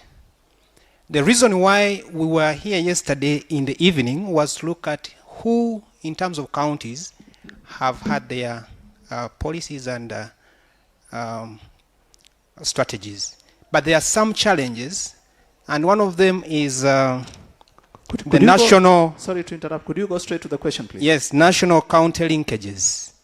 The national county linkages is one of the challenges we identified yesterday, and I've seen in a presentation by Mr. Ombalo, but also the honorables, pointing it out as a very important thing. I would like to emphasize that this is one of the key things that we should take on, and it will help us build our strategies and work, and also take these lessons to the other countries around us.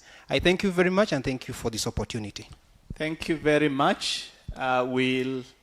If you could pass the mic to the lady at the end, on that side.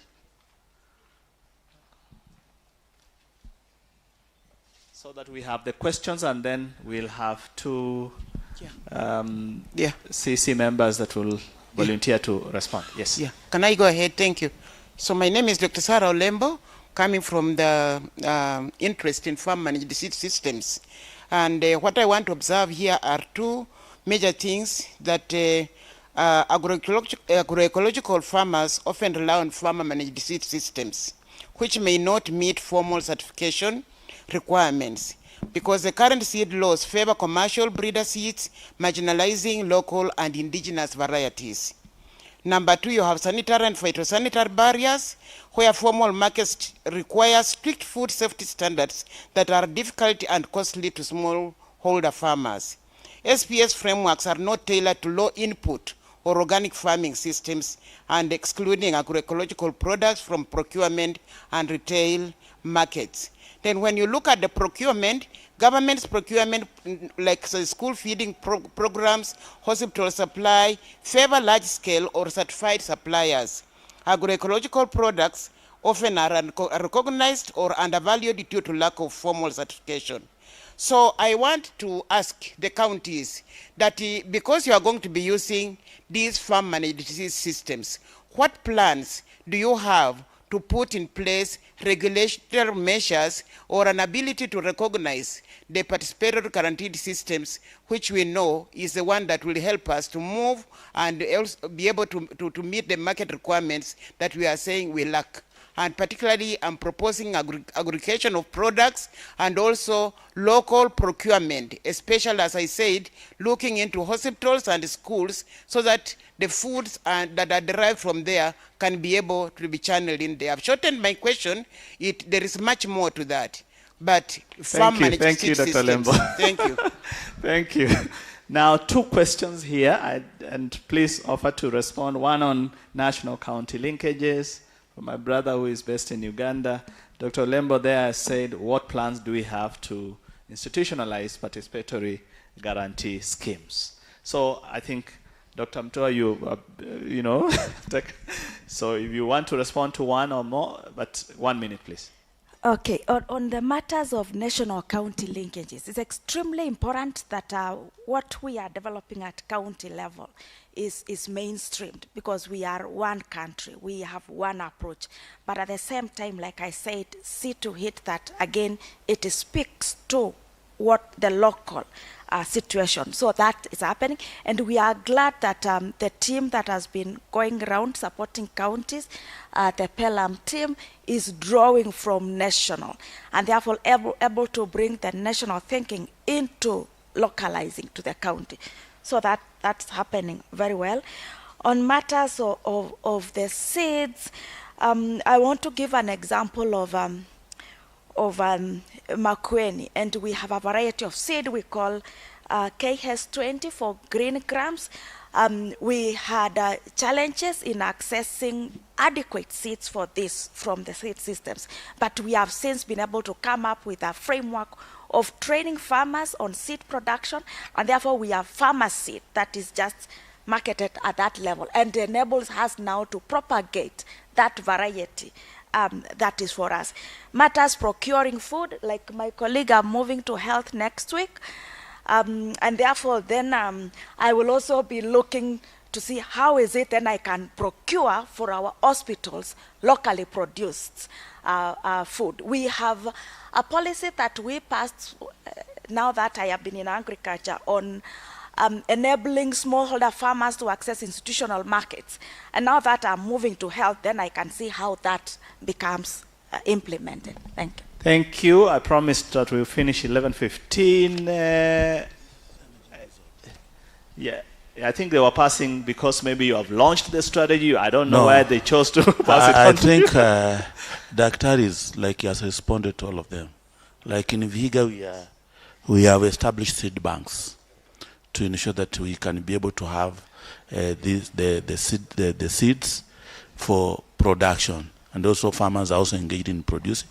We have also 4K Club, and we are also encouraging the schools to have 4K Club so that they can also be able to produce food for the young, for the ECD, and probably for the low grades.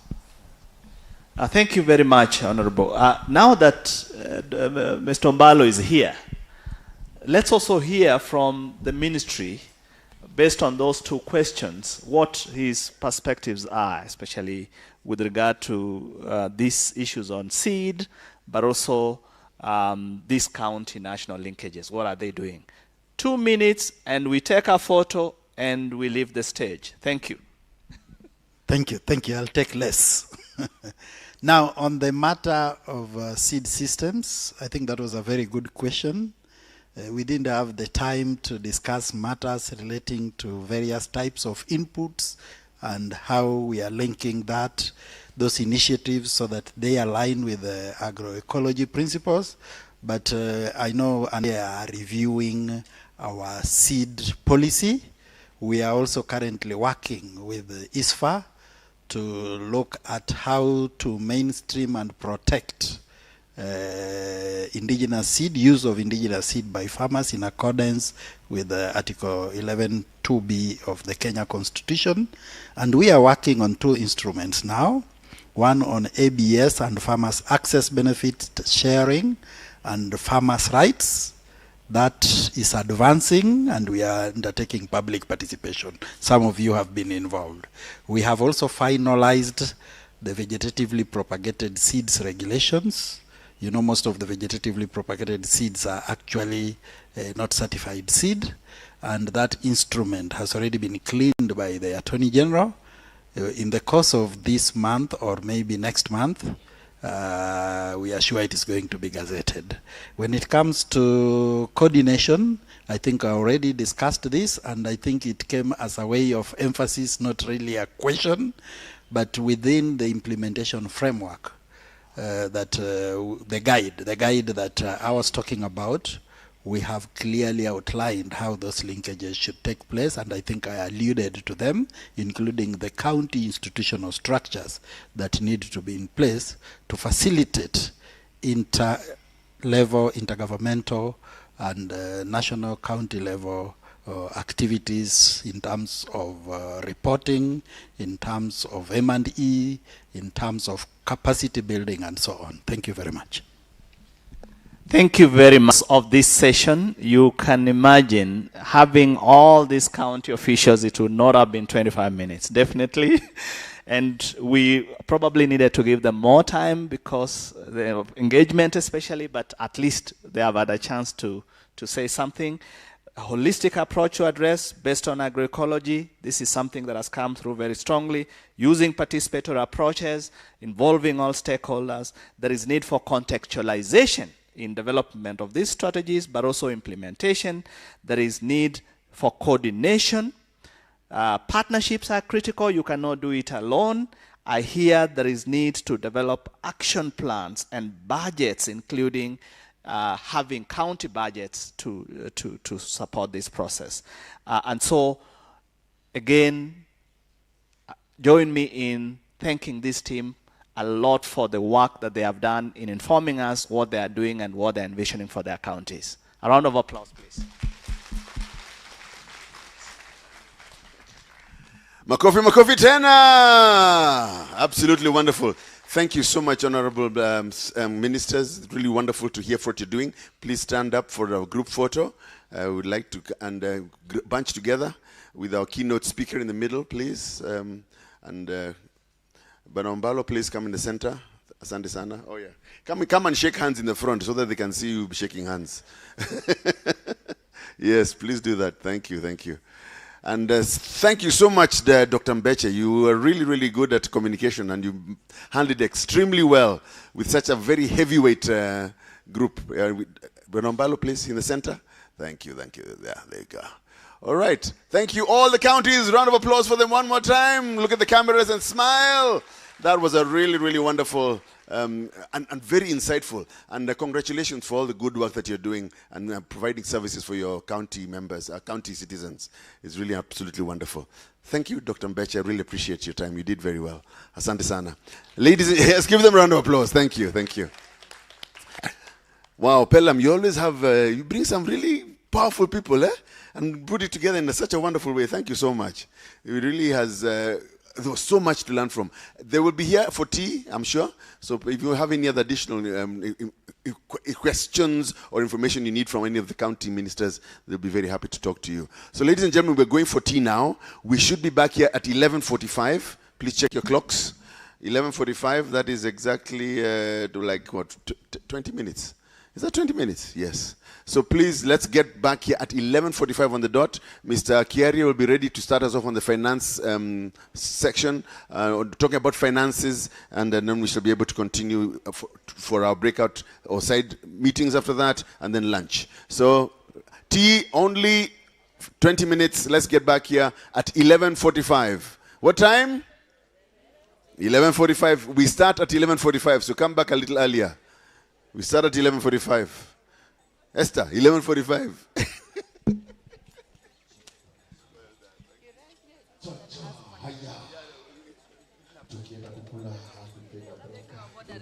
You did a good job, though. You did a very good job.